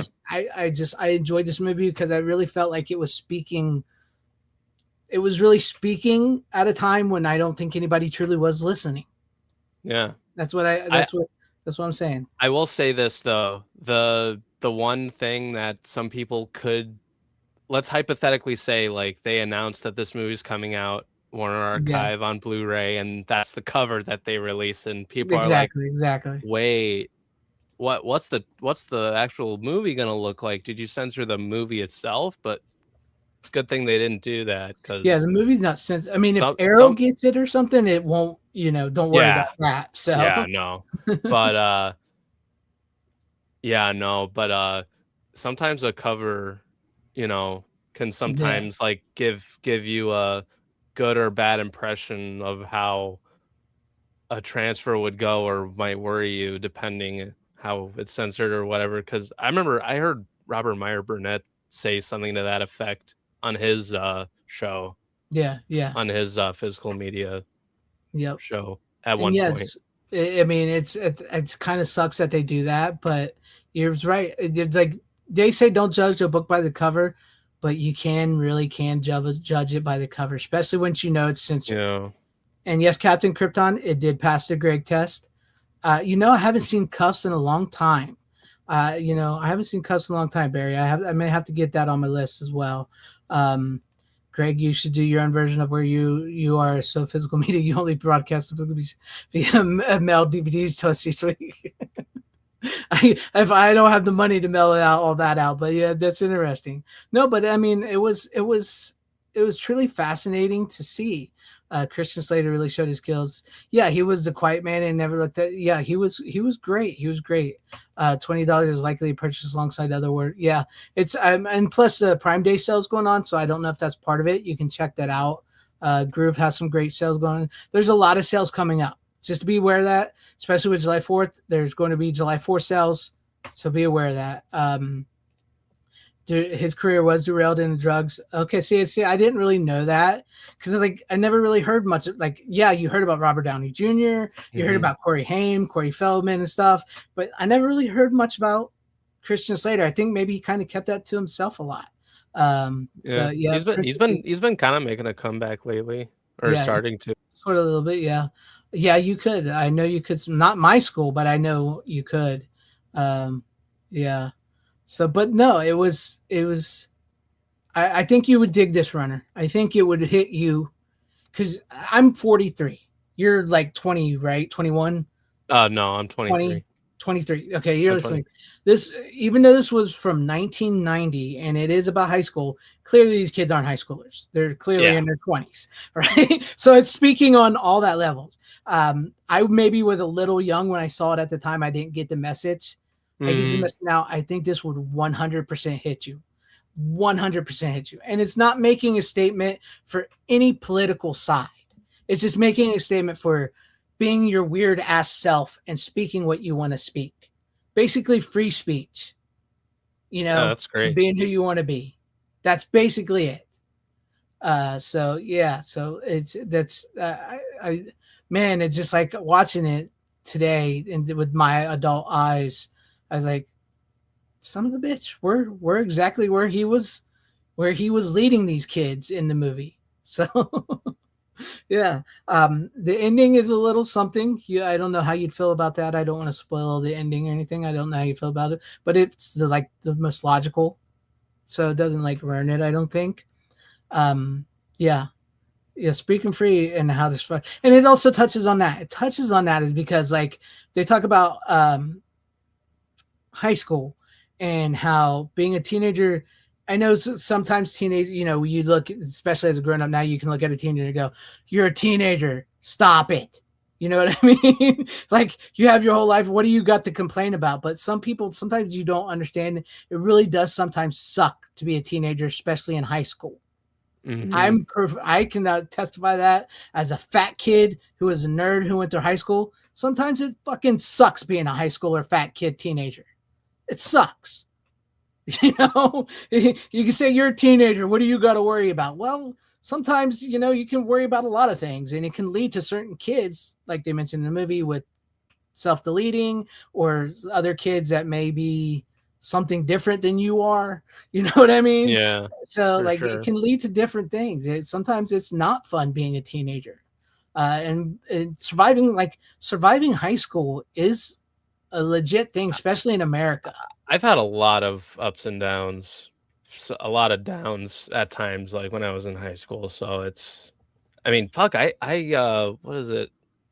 COVID happened during the last half of my junior year and most of my senior year. So Yeah.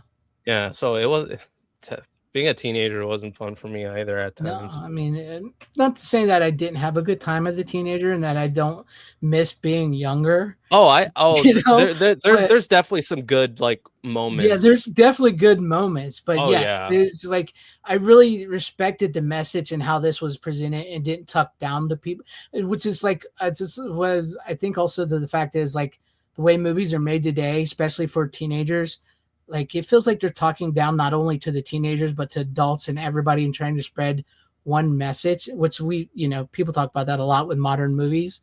I really felt like this gave a overview of like what it's like for everybody. You know what I mean? Like I think Mhm. there's something in there for everybody that to enjoy this movie.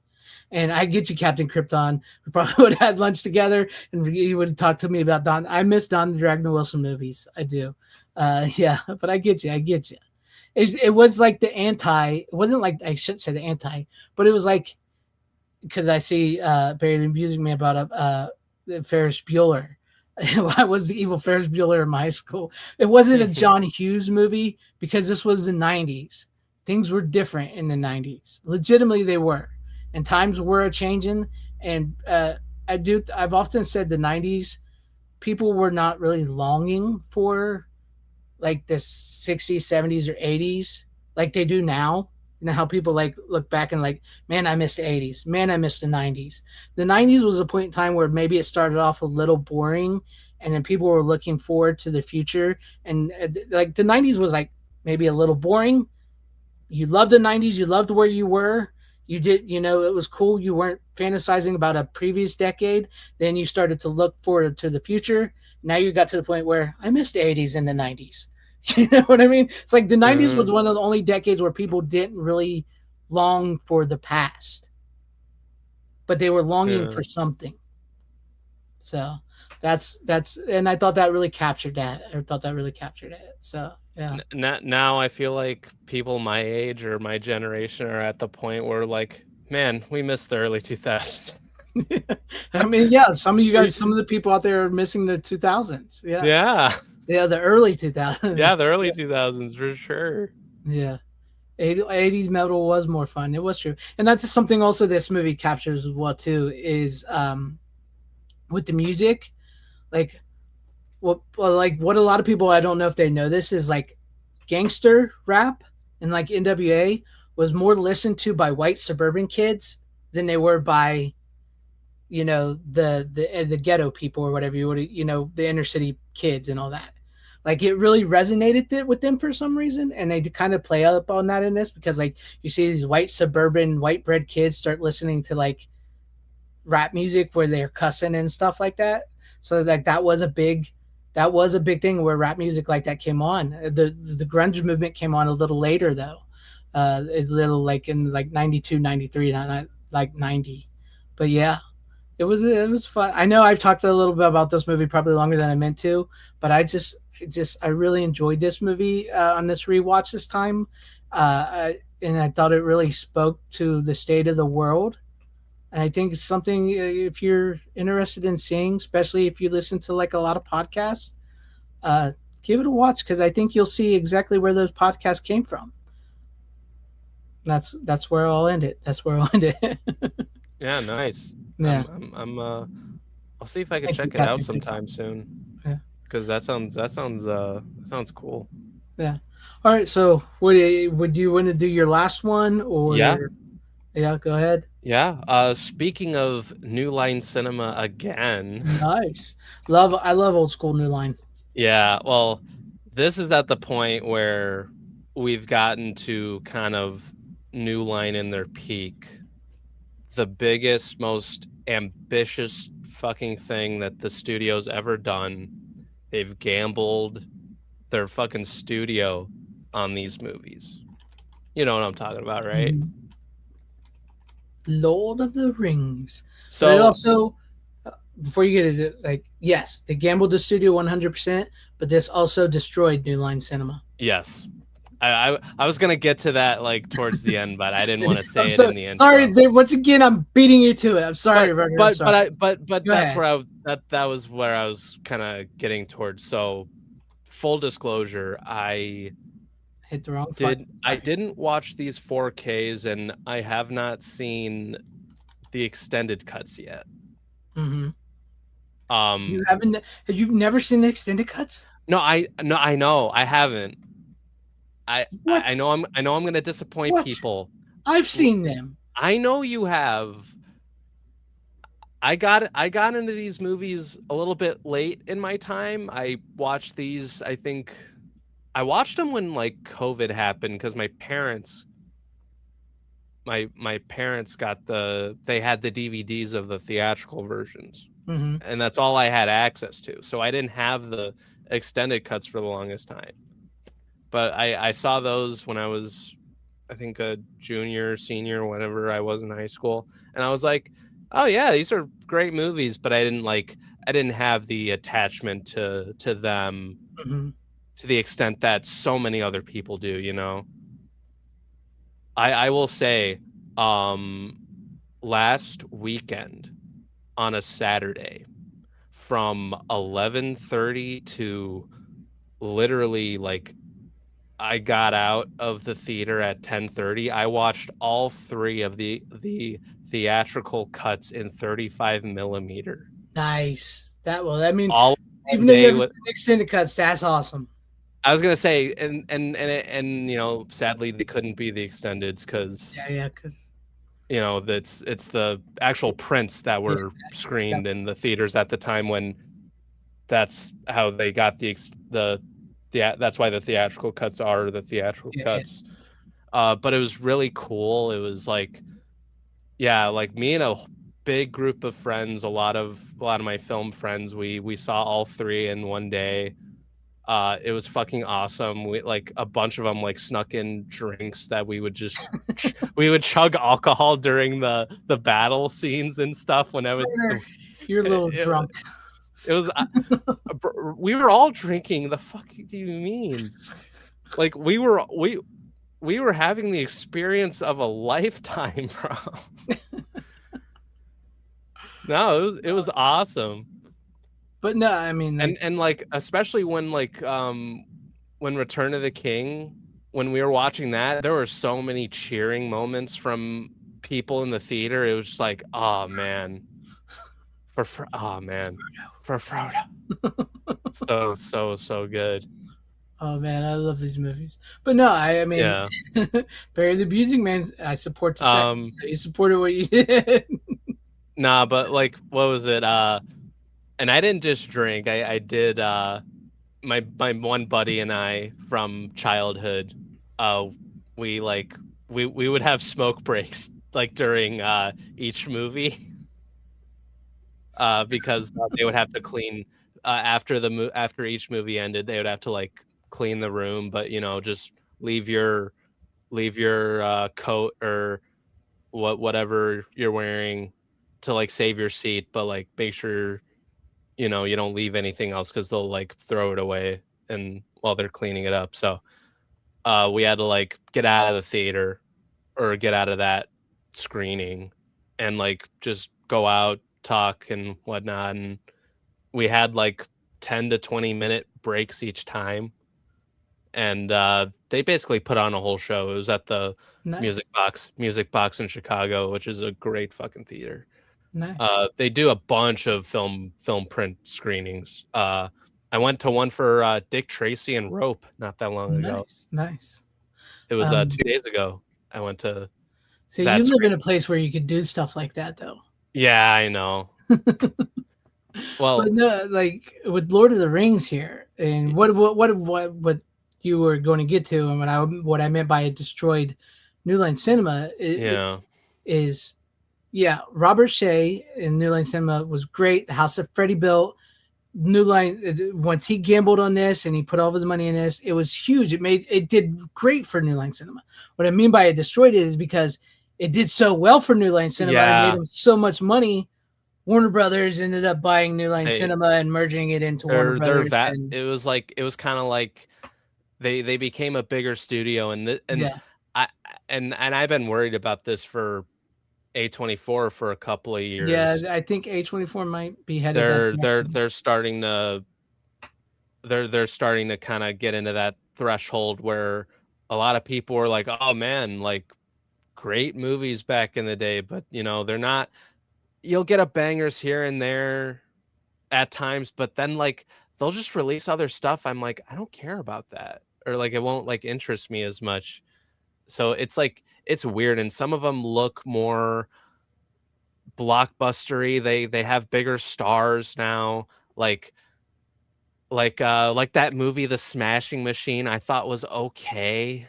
It wasn't great. Like there's like I like the way it's shot. 16 mil, like super 16. I think that's, and I like the Safdie brothers, but I don't know. I think the whole movie was, and I thought some of the actors in it were fine, but I feel like, and The Rock wasn't terrible. It was just it felt like he needed a vehicle to show that he can. Yeah, he was trying to get an Oscar. He was trying to. He's admitted it, and he said he felt bad about it. So and Rock, you didn't get an Oscar. That's what that whole movie felt like. Yeah, and it's not even like Emily Blunt's best performance. Like she's done. I actually heard she was pretty good in the movie. Actually, no, she's fine. I think she's done better, is what I'm saying. Like she was the better part of the movie, right? But The Lord of the Rings, though. Yeah, Lord of the Rings. So yeah, like the downfall of New Line, and it's so funny because like months ago I watched a video that came up on my feed on the rise and fall of New Line, and they did like a whole like essay about it. And weirdly enough, the movie that really killed New Line was, I don't remember what it's called, but it's based on another fantasy series that they wanted to make into a franchise. But the first movie bombed so bad. I think Daniel Craig was in it. I don't remember with the polar bear. With the polar bear, yes. Yeah, I know what you're talking about. I can't think of the name, but I know what movie you're talking about. Yes, that. There it is. Is this what it's called? The Golden Compass? Yes. I think that's They tried to do that like they wanted to they tried to adapt another fantasy kind of franchise thing, and like they tried to capture that same magic, it seemed like, and it just didn't. This is the biggest thing, is like when the independent studio succeeds, they do get absorbed. Because once you start doing that, it's also what I like with these directors too, like with Curry Barker. Curry Barker made Obsession. $750,000 independent movie. What's the first thing he does? He gets a franchise. He gets the Texas Chainsaw Massacre. Granted, that's not a big franchise like Superman or something like that, but it's like do original. You know, Yeah. that's what I'm saying. Not that I'm not I mean, interested in seeing his he Texas Chainsaw Massacre, which I he am, he is but doing like he is other doing other original. original movies first. He's already he has a second film in post right now. Exactly, but this Any would have. Yeah, anything but Ghost. Ghost. Yeah. Yeah, anything but Ghost. But that's what I'm saying is like these directors, like that's why we can't. That's why these things come out. Like everybody's like, how come we Yeah. can't keep doing this? It's because once a Yeah. director like this happens, it's same thing happened with like the guy that did the Andrew Garfield's Spider-Man movies. I can't remember his name. Oh, I think his Mark last Webb. name was Webb. Yeah, Mark Webb. Mark Webb. He Yeah. had a big independent hit. It wasn't like Obsession big, but it was like a big independent hit. And so what does he do? You get Spider-Man. Ruined his career. What was it? The only movie I've seen of his other than the Spider-Man ones is are you talking about 500 Days of Summer? Maybe that's what it was. I know it was an independent hit. I mean, I can't remember the movie. I think that was a Searchlight film. But it's sort of like independent. It was sort of basically. independent. Low That's like, budget. that's like the one decent movie that dude's made, and then he did Spider-Man, and then and his career kind of went nowhere. Well, he did Snow White. That was a hit. No. No. That's what I'm saying. That's what I'm saying is like that's something I understand. Look, I'm not against big budget IP franchises. I think you need them as much as you do, and with independent films. And I think that's where we're at now is because they've basically regarded those independent films. They've been relegated to streaming, and they're harder to find and stuff. And it's all about IP focus and big franchises. And the more you do that, the more you kill an industry, and you're seeing them do that because they keep doubling down on these. And then you see movies like Obsession taking off, and then like Lord of the Rings was sort of part of that. Like this small company took the chance on Lord of the Rings, where nobody else would, and they became these gigantic, amazing films. And then it ended also ruined their company, you know. So like you do need these big budget IP franchises because everybody always sometimes you just want sugar. And that's what like I 100% love big budget action superhero films, but you've not been giving the other thing lately. And when you do get something like that, which we've seen is like Backrooms, Obsession, some of the ones, is like immediately you go, okay, what franchise can I give these people? Yeah. And it's like that's something also I hate is like once he comes out, it's like, oh, okay, Indy Neveready who played Nikki. Nikki, yeah. Who should she play in the MCU? Nobody. She shouldn't play anybody in the fucking MCU. Let her go and do something different because she's an amazing actress. Yeah, exactly. So, for real. See, that's what I hate, and that's why these independent films are still like everybody says. Does this change the future of cinema with what ifs? Maybe for a year or so, because then it's going to go right back to franchises.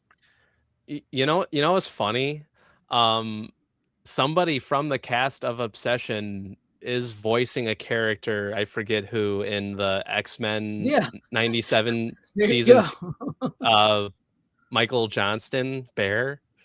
Yeah, he like they announced that out of nowhere, like after the first week of Obsession went by. Like it was so funny. That's what I mean. I think that's why you should stay independent. Yeah. Honestly, you should stay independent.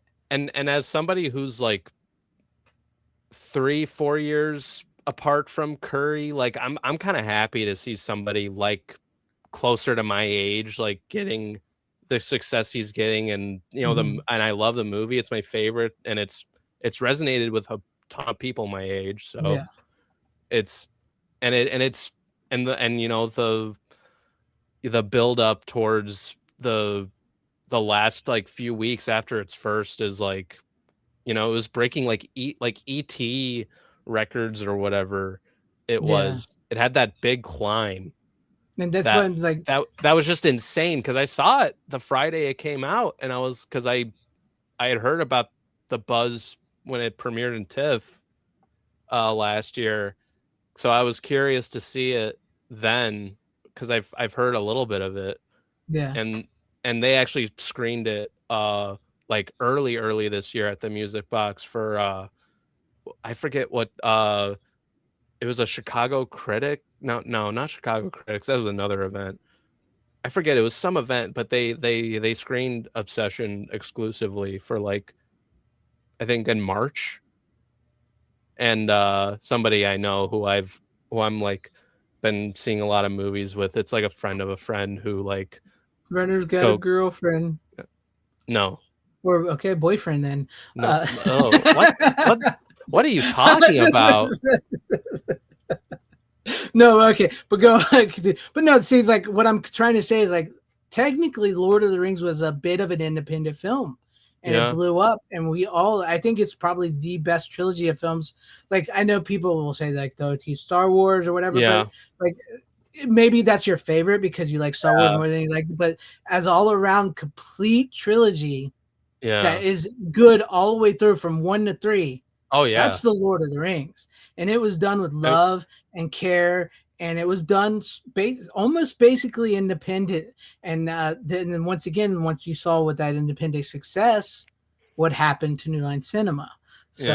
So yeah, Yeah, no, it's so true. And I mean, I was just gonna say, like, I think after we were done watching all three, we were all talking and we were like what other trilogies are what other trilogies are considered like great or like yeah, just all around bangers like the Lord of the Rings, and we were like, oh yeah, OG Star Wars. If you want to go down the art house rabbit hole, there's the Before trilogy, which yeah. I is know a about very fair answer. The Linklater yeah. movies with Ethan Hawke in them. Good night, That Deeple. Good night, Deeple. Thank you for hanging with us. Good Go night, ahead, man. continue. So there's that. Back to the Future, yeah. We Yeah, we that's we what I'm brought we saying. brought Back to the Future up. Um, The Indiana Jones trilogy, because yes, it's a trilogy. I don't care what yes, anybody says. yes. Indiana Jones, that's a good one. I haven't seen Godfather 3. I've only seen 1 and 2, so I can't comment on Godfather. It's But like even like the like with the Godfather, like most people think the third Godfather movie isn't great, yeah, but like with Lord of the Rings, all three are great. That's yeah, that's that's what the I mean. thing. Like you may, like I said, you may think the Back to the Future is the best trilogy. You may think Star Wars the original is the best trilogy. The Indiana Jones trilogy, the Before trilogy may be your favorite. That may be the best.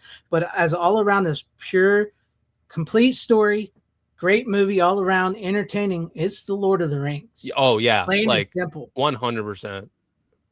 Yeah. And my one buddy, uh, fun like as a joke brought up he said Dune, and I just responded maybe. I Maybe, haven't who seen any knows? of the I Dunes. I know it's probably not gonna be your thing. I'm excited for part 3. I can't wait. I'm looking forward to it. But oh yeah, the Dollars Yeah, trilogy. the Dollars Yeah. trilogy. Yeah. Um, I part of me wants to say the Raimi Spider-Man trilogy, but if the third one was more of a grand slam like the first two, like that would be like another GOAT trilogy in the topic, even though 3 does have I agree with moments. you on the Evil Dead trilogy. Yeah. Oh yeah. Oh, of course. And to say thing with the new Evil Dead movies, I know people like them, but they all just feel like generic possession movies now. I'm sorry, they just do. Like I did see the thing for the new I'm one, and I was kind of interested. And then I saw the full trailer. I was like, oh, so it's basically more of the same of evil possession family. It's you know technically you here don't. I mean, I know people want Bruce Campbell back and everything. I get it. But I do think there's a way to do the Evil Dead movies without Bruce Campbell now. I 100% think you can, but they just feel they just feel generic. They feel like corporate generic Evil Dead. I here's my I don't want to go as far as to say corporate Evil Dead. I mean, I even Bruce I Campbell sort of said that to an extent. I mean, this is how I kind of see those movies, and I'm not saying you're wrong. I don't think they're bad. I I enjoy them just on its own rights. I'm not going into the other Evil Deads, like the newest one, the Freddy Alvarez one, and the even the Lee Cronin one. It's like they're not Evil Dead like the Sam Raimi ones, but No, I'm not going into the movies expecting that, because I know I'm going to be disappointed. Say I the know it's first remake, the first whatever. Well, it's not considered a remake, but I would say that one came the closest to Evil Dead. But even then, it's just they feel like generic possession movies now. and I don't. I mean, I don't dislike them. I think they're fine. I think maybe there's just things about them I like, but they're nowhere near on the level of Sam Raimi's Evil Dead. Like you can't top that. No, you can't. Those movies just feel like, oh, Raimi, Bruce Campbell, and uh Rupert Tappert, I think is the Yeah, Robert other guy. Um, they have the rights, and they just I I know what they're doing. They seem like they just want to get newer, younger, upcoming directors that want to put their own spin I get it, but they're on the all name. starting to look exactly the same. Yeah, It's like all three of the original Evil Dead movies, even though the second one is basically a remake of the first one, they all feel different, and they all feel the same, and not the same, but like they all feel different, but they all feel like they connect, and they can. Like you said, there's certain cuts you can make where it makes a one long movie. Yeah, or like the new ones just feel like they're just copy paste, copy paste, copy paste. That's what it feels like. I don't know. I just watch them kind of like as standalones, like they're their own thing. But that's now see, I would agree with you there. But the Evil Dead Wrath is supposed to be a prequel to the original and come back in the 70s and connect them. I did hear about that. That does worry me a little bit. That's what I'm saying. Is like if I wanted to watch a movie, like an Evil Dead movie that's sort of the 70s, I'll just watch the first one. I don't need a prequel. I don't need this. I don't need it either. I mean, I'll still probably watch it though, because one of my friends is like hyped to see Evil Dead burn for some reason. I'm like, I'll watch it. I'll watch it if you're gonna watch it. I won't watch it, but it's just like, yeah, they're not Evil Dead. They're not. They're not Sam Raimi's Evil Dead. That's what they're not Evil Dead. Period. Well, that's what I mean. It's not Sam Raimi's Evil Dead. It's just they're kind of their own. They should be called something different. Well, I'm just saying, like even like Bruce Campbell, I know he promotes them and he likes them and whatnot, but like he said, what was it that he said? Because he was talking about how he was in a meeting for the Evil Dead movies, and he said he realized that they knew more what to do with it than he did, so he left. So that's basically what he's, like, yeah, this isn't the Evil Dead I worked on. It's what you guys want, so I'm out. So, and he didn't say it like mean or like he was giving up. He was just like, yeah, he sat in a meeting and heard what they were doing, and he's like, yeah, okay, I'm good. Yeah. I get it. You guys want to go this direction, not that direction. That's not what I did. It's for the new people. And he was gone. So, yeah, was it my point was going to be that that is my worry about Wrath. Mm-hmm. The Evil Dead Wrath is that they're gonna tie it in as a prequel, because I'm like, you know what? You can make as many of these movies as you want. They don't have to be remotely close to how Sam Raimi does Evil Dead.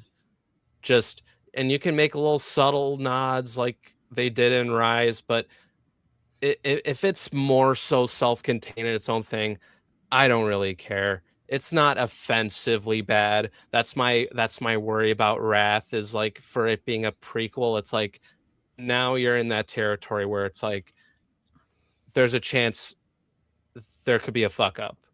Oh, I think they already messed up with it. The Evil Dead Rise. Personally, I you do not get why people love that. That movie was dumb as shit. I don't get it. Maybe I'm too old. Maybe I am too old. I saw it. Dumb. I saw it on a $5 Tuesday when it came out, back when my matinee did $5 instead of $6 because they raised it a year or so ago. I thought, I'm like, you know what? It's not Evil Dead. It's definitely the weakest, but I didn't think it was awful. I didn't hate it. I thought it was all right. Didn't care for it. It was dumb. I maybe that's just because I had low expectations, because I didn't like the trailers. I'll tell you that much. I remember watching the trailers being like, not interested. and then I heard some people say like, oh, that they enjoyed it. So I was like, okay, maybe I'll give it a shot. And I thought, okay, like I'm just gonna watch it as its own thing. And I'm like, just as its own standalone horror movie, it's kind of cool. I liked the beginning. I liked the opening scene. I thought that was kind of cool. And it kind of got me with that. I liked some of the Shining influence, but it's not Evil Dead. I know that. And I didn't expect to get that. So maybe it's just where I went in with my expectations. I didn't have them high, like in the extent of like, this is the Evil Dead I want. Like it's always gonna be Sam Raimi's, but like no other director is gonna like make an Evil Dead movie No, in the level of that. 100% you cannot duplicate this. Yeah. That's what I'm saying. If they're going to continue with like the Evil Dead universe, it shouldn't be called the Evil Dead anymore. Because it's not. And I get what you're saying. It's not the Sam Raimi's Evil Dead. Yeah. And I get they're using the name and the Deadites, and so that's a selling point. But it should be called something else. Yeah. And Maybe it should just be called Deadites. And I'm gonna be honest.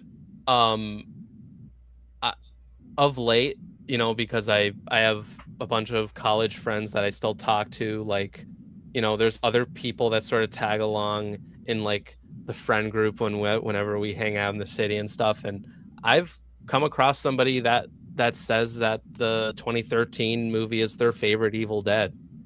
Yeah, it's definitely made for your generation. Yeah, it's like, well, that's not my favorite at all. I mean, I know that. I know. I'm a Raimi head, and some of my friends that are my age are also, you know, they prefer the Sam Raimi ones. I introduced some of my childhood friends to Evil Dead 2 not that long ago, and they loved it, which was awesome. And I introduced my friend to Army of Darkness not that long ago. So it's like, some people do like the new movies, like they do have a fan base and they make money, so that's why. Exactly, I'm not denying that one. Yeah. But as where I'm coming from, and I don't know how we got on this from Lord of the Rings, because we're supposed to be talking about Lord of the Rings, but from where I'm coming from, I don't get it. They're not good. I mean that's fine. That's your opinion. Exactly, but I mean, I 100% know that they have a fan base and they're making money, and that's why they're making them. You know, I get it, but it's just like they shouldn't be called. I feel like maybe they should be called Deadites. The movie should be called Deadites. Sure, I guess. I mean, because it's not. It's anyways. But Lord of the Rings. Let's finish that, and I'll get to mine, and then we'll close out the show. Because I got one more. Yeah, no, I still need to watch the extendeds when I can. I will. I still can't believe you haven't seen the extended cuts, but at least you saw the 35mm version. I was gonna say, because I think it's because I bought this like years ago. This set, I think it was at the point where I was just like, you know what, I've already seen the theatricals. I'll get to the extendeds at some point. It just walked past me, but maybe. Definitely after seeing it all through on 35, I'm like, man, like I do got to see the extendeds, because my one friend that I was with, I mean, we were with a big friend group, but it was like my one friend that I've known since like in middle school, his brother, who like goes to like movies around the city as a sport. He's like a big time cinephile. And like his friend group, we all like tagged along, and my one buddy was like, yeah, like they cut certain scenes out in Fellowship that I just noticed. Like he whispered that in my ear when the movie was playing. And then when we got through Two Towers and, you know, was it Return of the King, like the whole friend group was just like, oh man, like it's so weird, like having like my one friend that I started becoming friends with, he was like, man, I've seen the extended so much, I forgot, like it's like weird seeing the theatrical cuts, like rewatching them when you've seen the extended so much, you know. See, all your friends have seen them, but you. I know. I don't know if all of them have seen it, but like the big time like fans who like rewatch in 35 are like, oh man, like it's so weird watching the theatrical cuts instead of the extended. So it's really interesting. It's gotten my curiosity of like, yeah, maybe I should watch these sooner than later. You should And I get to and them. I wish I had after the movies, but I basically have to work almost every day. So Nice. All right. Well, good pick. yeah. Yeah. If you keep going for a few minutes, another rant, I believe you meant, is incoming that isn't Supergirl related. Well, we might be because I got one more pick. Tom, if you're here before by the time I'm done, we'll get to that. But I know Brent Barth has asked this a few times. I believe you said you watched it. I haven't. Yeah. So, Yeah. It was one of my favorite movies of last year, along with Weapons. yeah. So there you go. Yeah.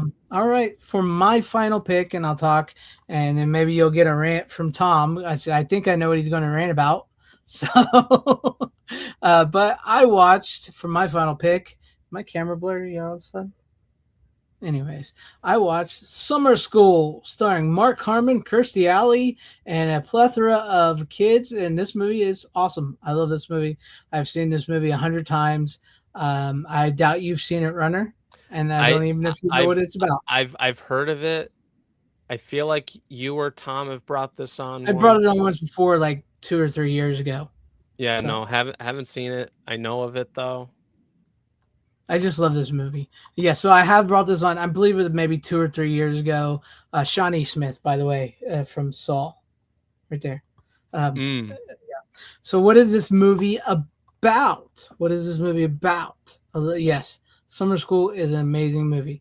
So, Mark Harmon plays a gym teacher at a high school, and he's about to leave on a school vacation because school's out for the summer. He's about to go on a trip to Hawaii with his girlfriend, but the teacher that's supposed to teach summer school for remedial English wins the lottery and quits. So they need somebody to fill in for remedial English to teach the kids that are like this group of kids that are just, considered really bad kids and dumb kids and everything. And he gets caught and he has to teach them, and he loses his girlfriend and everything, because if he doesn't accept it, he'll lose his tenure and everything. And so first he gets in there with all these kids.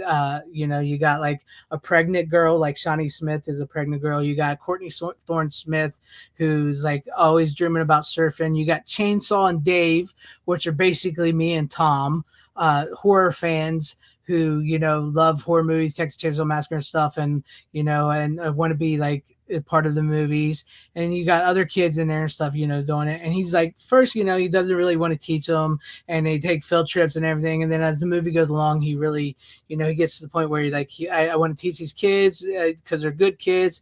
They just haven't never been given that opportunity. And so like Kirstie Alley is like another teacher he gets with, and he's trying to date her and everything. And he gets her to help him so he can teach these kids so they can pass this test. It's a really funny movie. It's a classic 80s movie. I think also kind of this might be a movie where you maybe have had to seen it growing up. You know what I mean? Yeah, I get that. It may not, you may watch it and you may like it, but I think this movie means more to some like people like me who grew up watching it, seeing it at the video store, because it was like a big video store and cable movie. It has that kind of vibe to it. It does. It does have that like old school 80s like video store cable movie where it really grew from there. And it went, yeah. the guy in the bathroom for 6 weeks got a 98 on the test because that one guy, he just shows up and he goes, I got to use the bathroom, and he leaves and he comes back at the end of the movie. But no, it's a really fun movie. Dean Cameron is great in this as Chainsaw. Yeah, so like this is definitely I think maybe a movie for its time, but I do think if you see it, people will like. If you liked it's definitely a comedy in the vein of Police Academy, sort of like in the Police Academy stuff like that, and it has a little more heart to it. Maybe it's not as like. Freaking hysterical laugh, ha ha ha, like that, but it's got like a heart to it, and it's got comedy. It's directed by Carl Reiner, Rob Reiner's dad. So like, yeah. So it's got this good, You know, it's got this feel good movie to it, like you know, like these troubled kids who are this and who get taught and you know make a change in their life and everything. It's you know, it's like I said, it's sort of like the police academy because you know how like it was in the police academy, you got like so many different characters on the police force, and each one has their little like ticks and stuff like that. It's kind of like the kids or like the police because they did a bunch of movies like this, like you know, like that back in the day for the 80s. But no, Hmm. this is really, really great. I think this is a fun movie. If you have never seen it, I do recommend this movie. Uh, the computer made an error. I passed that test. That's what that guy said. Make sure it doesn't happen again. Yeah, it was one of Kurt Russell's last movies. Yeah, I believe that's like it was like, at the end of his career there, for movie directing wise. Um, so yeah, it's a fun movie. I really enjoy this movie. I've seen it a bunch of times. That's I just felt like I wanted to watch it again.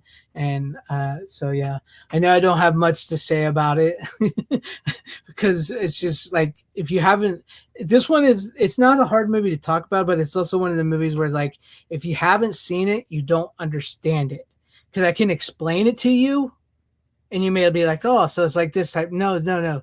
You have to see the movie, Yeah. right? Because Yeah. it's Yeah. one Yeah. of it's not like Although, it's a hard movie to explain because I've explained exactly how the movie is presented, but it's so much more than the way I explained it. yeah. And like, and sometimes, especially for me, depending on what the movie it is, it can be hard to explain to somebody Mm-hmm. because it's like you don't want to like ruin what happens like like it's hard to explain a David Lynch movie sometimes to somebody. Well, very hard to explain it. That's a poor example No, I because no, I I know that's a explained this poor movie example. perfectly. It's just something you got to see to experience. No, I know. I mean, that's different, but like there's Tom needs so his many other rings. movies like that. Like going back to one of my earlier picks, Fight Club. My buddy had a hard time trying to like explain like some of the movie to me because it's like you It's don't want to totally give away different, but the I get where you're going. Go on. okay, never mind. If Go if if on. that Because I mean, it's not like this movie is hard to explain. Like you just said, I completely explained the movie as the movie is, and it's a great movie. It's not a complicated movie. It's a very simple, straightforward, very easily explainable movie. But it's watching the movie and getting invested into the characters and the storyline, which makes the movie. okay. You know what I'm saying? Yeah. Okay, like there's a big scene in this movie that it's probably the most memorable scene in the movie with the characters Chainsaw Dave because they're big horror movie freaks and Yeah. they're constantly like rating things like Siskel and Ebert. Like Yeah. I really give it 2 thumbs up and stuff like that. And they See, really love Rick Baker and the Texas Chainsaw Massacre and they want to be like movie makeup artists like that. So there's a big scene in the movie that really plays very well to people like me, and I think that scene would even play well to you for somebody who likes practical effects, mhm. you know. And I don't want to spoil that scene for. I Yeah. mean, I'm sure everybody in my audience has probably seen this. See, You know, and and movie. and and here's the thing to kind of sort of drive it back to what I wanted to talk about to a point is like if I watch this the way because you've explained the movie fine to me, but you know would I be sold on this movie with the experience of it, I guess is what I I'm think you trying to would. that's what I'm really trying to get at because it's like because you can explain a movie to somebody it's like oh like it may not sound like super appealing it's like Obsession's another one it's like it's a basic like idea like it's a basic story of like what they're going for but it's the experience of it like or the filmmaking of it like that's what would like make it a great film. Tell me you're waiting for the rain. I'm waiting for him to Yeah, show up too, Barry. I'm waiting for him to Too. show up too But because no, I think you would like this because you are like a Sam Raimi fan and stuff like that. And you're a bit of a horror fan. I can't say you're like Yeah. me with horror fans and Well, stuff. I mean, I've definitely like grown on horror a lot over the years. That's the thing. I would say much like It's- how to some younger kids they may see this. Well, I don't mean like younger. Some they may see this and go, okay. But to people who Yeah. I think are movie fans and stuff like that, I think they'll get it and they like Mhm. it. Yeah. Not that, but I mean, I think especially like how we were talking earlier about with Pumped Up the Volume, where that was the '90s and this was the '80s. I think there's if you went through high school, you would know kids like these. You would 100% Yeah. know kids like Like these in this movie. like I'm trying And I to don't mean just like the horror kids. I mean like every student because they all sort of have a like this is that type of student. This is that type of student that would end up in a place like this. cuz like what was it? I forget when I saw Fast Times at Ridgemont High. I think I was like maybe freshman in college, and I was kind of like, oh yeah, I really love this movie. It's not my era, but it's like I kind of like that it brought me to that time period of sort of being around that age at the time, Right. because of the characters and all that. Like, does the movie kind of bring that aspect to it? I would say it's like Fast Times. I think it's like I would relate it more to Police Academy, like I said. Okay, see, I haven't seen Police Academy. Oh, I wouldn't know. of course. You ready? You ready? You ready, Tom? Are you ready? Yay, he's here. I'm gonna bring Tom in. There he is. Speaking of summer school, I love that what you got there, Tom, because I just rewatched the movie. It's a great freaking movie. Great freaking movie. Yeah. You know what's another great movie? What is it? Day of the Dead. Oh, here we go. Mm. Hurry up, because I know Oh yeah. you've been waiting on this. I didn't know if you were going to join tonight or wait till next week. New boss, same as the old boss. Am I right? Am I right? Am I right? You're right. I do have to. I before you get to this, I do have to say this because I did make a thing where I was saying it was worth it. Now I have to go back and take that back. It's not worth it for multiple reasons now. If it wasn't for the fact that they would just acknowledge it. Exactly. Because I'll be honest with you, the Laserdisc soundtrack on this motherfucker, fucking superb. Perfect. Oh, it's beautiful. It sounds better than the Dolby Atmos. Exactly, remix. and you have the original audio too. But get in with it. These motherfuckers had the gall to go out and say, "No, we did not put an edited version on there." In fact, just watch a couple of scenes that people have told you about, and you'll see how bad it is. I don't know how this fuck up happened. Right. And this has been a problem, I guess, that has plagued this movie for years. Somehow, some way, some soundtracks got mixed up at some fucking point. And it's not for the entire film, but only for certain sequences. Mm-hmm. They have dialogue replaced. My guess is it's probably for sequences that they just didn't chop shit out of, that they left intact, and they just had to fix those sequences. But for some reason, those soundtracks got mixed up at some point with the uncensored ones. Either that or they're from some foreign release where they were trying to get enough shit out to where they could get a rating. Because for those who don't know, I mean, this movie's, and just like the last one, have always notoriously been released unrated in the U.S., Mm-hmm. And until recently, that was a thing where outside of drive-thrus, you couldn't see movies like this for years because theaters wouldn't handle an unrated film up until like Terrifier. Yep. Even Adam Green got kicked out of theaters for doing unrated. But every single one of the fucking soundtracks on here, sans the Laserdisc one, is the altered, fucked up soundtrack. In fact, I think it's the 5.1 track. Goes out of fucking sync in some places. Yeah.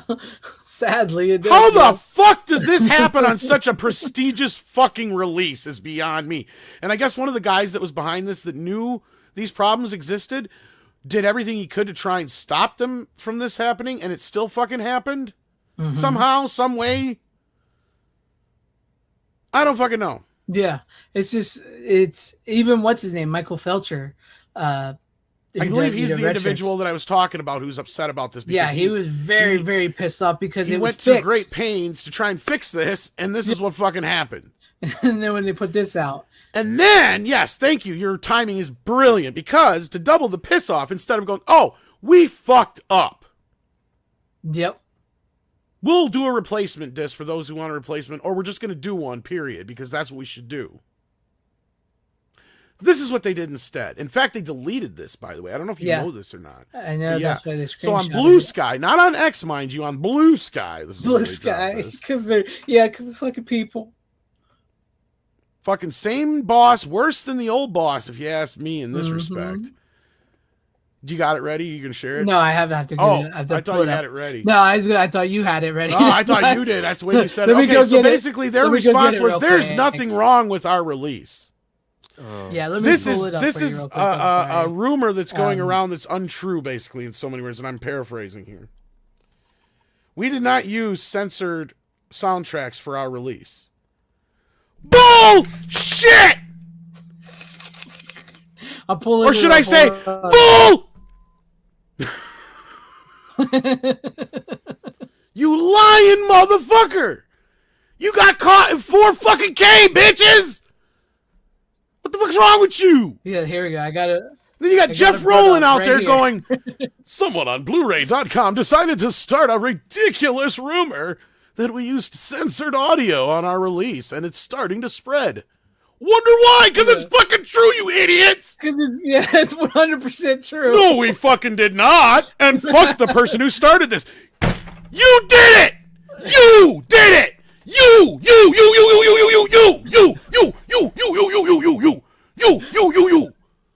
No one else but you! Jesus Christ, I hate that even I have to fuck. Guess what, motherfucker? It's your fault! It is. And I hope everybody returns this. And they have a cavalcade of returns. I do. I'm thinking of doing it myself. Because I was excited. I was willing. Because the movie doesn't look all that bad. I mean, you could tell it's not from the negative. There was some processing done to some scenes that I was not happy about. But that's the least of the concerns when you've got a fucked up soundtrack. Yeah. And like I said, it wouldn't be one thing, but it's out of sync in some fucking versions of it. And then that's an insult to the mono people, because that means that this is not the original mono soundtrack as it fucking claims it is. Exactly. It's a fold down of this new soundtrack. Mm-hmm. There you go. There's your Tom rant. That's right. Because it's like, look, I thought it looked okay, the visual quality, because you could tell it wasn't from the thing, it was from the interpositive. Yeah, it had some faults, but I thought it looked decent. And then the stuff with the sound started coming out, and then the stuff with the and this is why you got, like you mentioned earlier, where you got banned from doing reviews because I pointed out bullshit. Exactly. They don't want to hear complaints. No, and the specific one I think that they got pissed at me about, if I remember correctly, wasn't it Bill and Ted's Bogus Journey? Yeah, it was something. Yeah, which guess what Arrow's doing? Yeah, they're doing. They're fixing it, motherfuckers. Why? Because you broke it. Did you find out if it was going to be a new scan? I don't think it's gonna. It doesn't matter if it's gonna be a new scan. They're still gonna look better. I don't give a shit. At this point, I'm like, you know what? As long as it has grain and it doesn't look worse than Terminator 2, because I'll be honest with you, if there is a candidate for a worst fucking... This ended a friendship with a fucking DVD reviewer, mind you, with me. Mm-hmm. Because I flat out called him out on his bullshit. I'm like, motherfucker, what is wrong with your eyes? There's more still grain in this bitch than I've seen in any fucking movie ever. That's what makes it worse than Terminator, because at least in Terminator, he covered all that shit up. They didn't bother covering it up here. No. It looks like smeared shit. Like somebody walked up and smeared Vaseline all over the screen. That's what it looks like. Yeah. And I'm like, how can you give this fucking a pass when people got to pay $30 fucking for this? Mm-hmm. No. And that's what ended that friendship. And I think that also is what got me into fucking bullshit with them, and then they wouldn't let me order their shit off their website anymore. They couldn't stop me from getting it other places. Yeah. But that's the None kind of of that people we matters, were so. fucking dealing with here. Yeah, now that it seems like the new people are just as bad. Just as bad or worse because it's cognitive dissonance. They're like, oh, we did not. The fuck you didn't. The proof is in the pudding, motherfucker. Yeah. Watch the first sequence after they get back from the helicopter. You don't even have to go that far into the movie. Yeah, it's the voice there, He the goes, word he says. I can't remember what the fuck he says, but shit he says, and then he goes, Yeah, he just did. and then in the unedited version he goes something else, dang or damn or whatever, and it's not even sync up to the fucking mouth. Yeah. It's like, how the fuck did you miss that shit? And then it's almost weirder because in the Dolby Atmos mix, they did sync it up, which means they went and deliberately knew it was fucking wrong and they still fucking did it. It's true. Because Because that meant they went back in and they fixed that because they say, oh, we see that's wrong in that one. Well, we're going to fix that. No, you just fucking doubled the piss off, if you ask me. exactly. And the fact is that they won't even admit to it is just ridiculous. And there's, for anybody who does want this movie on 4K, there is another 4K version coming out. And did you find out who that was coming from? I can't remember if it was from I forgot to look it up because Second Sight or Imprint. I can't remember which one. Yeah, I heard not Second Imprint. Sight. Oh god, Umbrella. Runner says Second Sight, so probably Second Sight then. Yeah, so there is another 4K coming out, and it will probably be better than this version. Oh, and they're helping sell it because they're like, and it's not. Yes, there's another 4K we're aware of, but it is not from the same scan we have. And we're sitting here going, good, maybe it's going to look better and sound better, motherfucker. Yeah. Maybe they know where the goddamn negative is. No, and just so anybody also knows, here's like, if you have the old DVD, because I know some people don't like Blu-rays and 4Ks, if you have the old Anchor Bay DVD, it is the censored audio. This is where the problem started. This is where it started. This is where so you can't say, well, good thing I kept my DVD. Well, your DVD shit, because it's still the censored which audio. Laserdisc did this uncensored version come from? Because here's the thing. The movie was mono. At some point, they had to have done a stereo mix for this movie. And it's not a shit mix. Like, you watch it, and it's clearly from the era that it was made. I think Anchor Bay made that fucking stereo mix. You want to know why I think they did? Because they did the same fucking thing to Nightmare on Elm Street. And a couple of Texas Chainsaw Massacre and a few other fucking movies. When they had the rights to them, and they put them on Laserdisc when they became elite Laserdiscs. Yeah. So my guess is this is their very own fucking original fucking soundtrack that they've had on their fucking files all this goddamn time. Which is, it's weird too, because like the Blu-ray version that Shell put out, the 5.1 on that is the uncensored. It's the normal audio. It had been fixed. And they didn't even think to go back and look, to be honest with you, now that you said that. I just assumed it was fucked up because that's what I was hearing. Is like, no, the Blu-ray, the Shout Factory Blu-ray, it's the 5.1. Then what? So that makes sense now. Why somebody said they didn't even use the 5.1 from the old Blu-ray. I'm like, they didn't even use it. So I was just assuming it was a down convert. But then when I'm watching it, I'm like, well, why is that off sync in the 5.1? But it's they sync it back up in the fucking Atmos, because if you watch it, so that means the mono's probably a fold down of that 5.1. So this is a fucking mess. It's bad. It's bad. You know, and this is where Damned Idealistic Crusader gets so upset, and I understand why now. Because before I was one of those, I didn't give a shit. I just watched the 5.1 or bigger remix, whatever Dolby Atmos, because I had a big fucking stereo system, so I wanted it to be all boombastic. Right. Then there was a few movies that came along where I had watched them enough as a kid where I'm like, wait a minute, they remixed the audio here. Like, you know, my anal retentiveness started kicking in. And then I started watching more films with the original soundtracks, unless they were very rarely. I just don't care for mono unless they alter it in some extreme way from the mono track. I just as soon watch it in a 5.1 track if it's a mono film. I don't care. Yeah. But if it's got an original stereo track to it, I'll always choose that over the newer tracks because they always are mixed better. They sound better. They sound more atmospheric. For some reason, it feels like the more digital we've gotten with Atmos and everything, some movies just aren't mixed right in Atmos. Some are.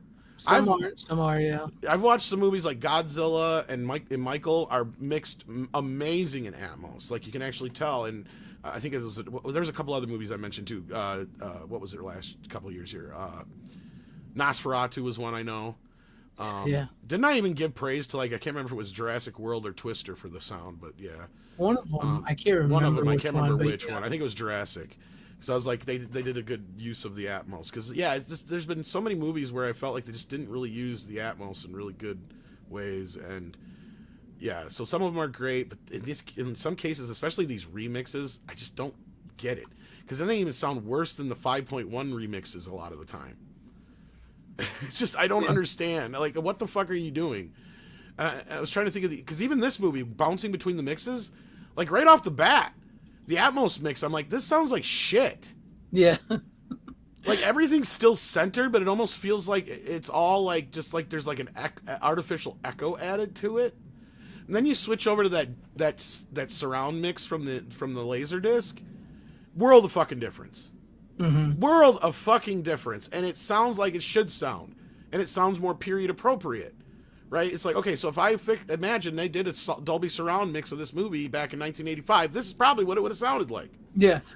And my guess, and I've been going through my head in this, and I haven't been able to, because the only people I ever know who released this movie on Laserdisc were Anchor fucking Bay and Media. Yeah. And I guarantee you, Media never upgraded the fucking soundtrack. They just slapped the movie on a disc. So it's a weird thing. It is very, very weird how this all happened. It is very confusing, and how they won't admit to it. I don't get it, because like you said, yeah, the Laserdisc sounds great. It's the uncensored audio. The 5.1 uncensored audio is on the old Blu-ray. What happened there? Why it ain't? I don't know. I don't know. And the fact that they used the Anchor Bay DVD audio or whatever, however that happened, just is how. And it's like, that's what it seems like. Michael Felcher of Red Shirt Pictures, he was like, he fixed it for that Blu-ray. And he said, and he thought from then on out, it was never, it's like, it's finally. Okay, so he wasn't as hands-on with this one, I'm assuming? So. That would be my guess, is he must not have been as hands-on with this No, one. he wasn't. He doesn't. And I don't know who controls everything now that it's more corporate, because whatchamacallit bought him out or whatever. Entertainment or whatever. Yeah, so, anyhow, it's just. Yeah. Look, this is. I get this. And there's some people who will try to get you to go, oh, look, you can't make these big deals out of things. We should just be happy with what we get, because that, if we cause these kind of issues, it'll just make them stop doing this. Mm-hmm. Bullshit. Because 90% of these companies only exist to do this. Yeah. Right? And when Lionsgate and other companies like Vinegar Syndrome, we hardly ever hear about a problem from Vinegar Syndrome, because it gets fixed without it even getting out in the public. Like, you'll get a disc in the mail from Vinegar Syndrome. Like, oh shit, I didn't even know there was anything wrong with it. Okay, and then here you go. So, but that's because they give a shit, mm-hmm. and they know that they're. And I'm not saying that Vinegar Syndrome has been perfect or Arrow's been perfect, especially since they've been bought by Zavvi. Like, God help them. Yeah. But there's still enough people involved there that give a shit. That when something's not right, they try to fix it because they care. Now that this has gotten even more corporate, what care went out the fucking window, and now it's all about whatever they can fucking like. Because that's what I didn't like about this release in the first place. This whole thing feels overbearing. Does that make sense? We've got. Yeah, it's 4 discs, but you could have fit this in a different kind of. I mean, I don't mind this. I like the separate cases where it's I do. I just. Box I don't need this shit. This shit you guys can quit fucking doing. Posters and shit. I don't need that shit. Postcards. I'd rather I don't mind the books. I was just gonna say I don't mind a book, because then that's something I can actually enjoy and I can read and it has information in it. Oh, those are better. Or something related like that. Like, to me, this just feels unnecessarily huge for one movie, because it's not even multiple cuts of the same movie. Yeah, that's kind of more what I'm getting at. This is a bummer. This is a bummer to hear, because I did pre-order this Cancel it. I pre-ordered it on Diabolic. Oh, fuck. Along with Mortal Kombat. The most you can get is you'll get store credit. Okay, well, here's the thing: is I don't know when this other one's sitting right now, and I don't know if there's going to be any differences in special features. So I'm not trying to, because I don't even know if I'm going to send it back yet. But I'm pissed, and I should. I just, It's because I watched it and I watched it with the Laserdisc audio, so I didn't know the audio was messed up at first. Just because I wanted to hear. Yeah, if I would have went straight to the interesting. Laserdisc audio, which is what I would have picked naturally just by the Yeah, that's why I just wanted to hear what that's the like. natural sonics of how I was was just going through them, because I'll punch through them, and see which one sounds better throughout a few scenes, and then I'll pick one. Usually, and 9 times out of 10, I'm honest with you guys, I end up picking the original stereo soundtrack in most cases. Yeah. Now, see, like, it's weird because I do think for what the picture, I know you have problems with the way the picture looks on it. Not nearly as much, but I thought it was decent. Yeah, it's decent, but you can tell they've done some manipulation. It was better than the Blu-ray Yes. But yes, you're not wrong. You can tell there was some manipulation. They did try to make this cleaned up, because you can tell it must have been from a secondary source, because there's quite a few scenes where there's some, I don't want to say it's like noise reduction necessarily, but I feel like they must have used that AI thing that we talk about where they kind of even out the grain in a way, because it's like some scenes look better than others, which is obviously going to happen, especially when you're hitting an inner positive, because you're going to give some shots that are probably second or third generation beyond the inner positive even, right? So, like, yeah, there's some shots that look worse than others, some that look better than others. There's a 35 millimeter open map print running around that looks pretty good too. There's something I was going to show you here, and it's not available to buy because it's sold out. But you were talking about the 4K and just they mentioned that just now, and I was looking through this because there is another 4K release out right now from Sinistrange Limited. It's a German release, and I was just on Orbit. Is that the one where I heard that? Because I thought one of them was supposed to have the open map version. Yeah, that's what I was just looking at. So it's sold out from Orbit. It's not available. But this is a German 4K release of the Day of the Dead. As I go through, it says new 4K version scanned and restored from 6K from American 35 millimeter in a positive, never before released open map version with approximately 30% more image information and extended gore sequences. And it also has a new 2K scan of the original German theatrical release, longer than the VHS release. Well, for them, that just means because they've never had the uncut version over there. But yes. So this one has that, what you were just talking about. But it's not available on Orbit. But they also have a restoration from a positive there too. Yeah, it says down here. So that was probably the old Blu-ray release. 35 millimeter positive original image format. Yeah, and it's German release. So yeah. Sinistrange, yeah. Sinistrange. It's not available on Orbit. It's sold out of Orbit. If they ever get it back, I don't know. That's something to think about, I guess. Okay, so Barry said that's when he heard that sucks. So I don't know. It might look like shit. I don't know. It might. Yeah, so I was just some foreign releases aren't always the best. It depends on who's mastering them. Because I've read into some shit. Yeah. So, but no, I needed to get that rant out of my system, and I figured it wouldn't wait another week. Yeah, I didn't know if you was going to join and do it tonight or just wait till next week to do it. And I didn't get much else watched, so that's okay.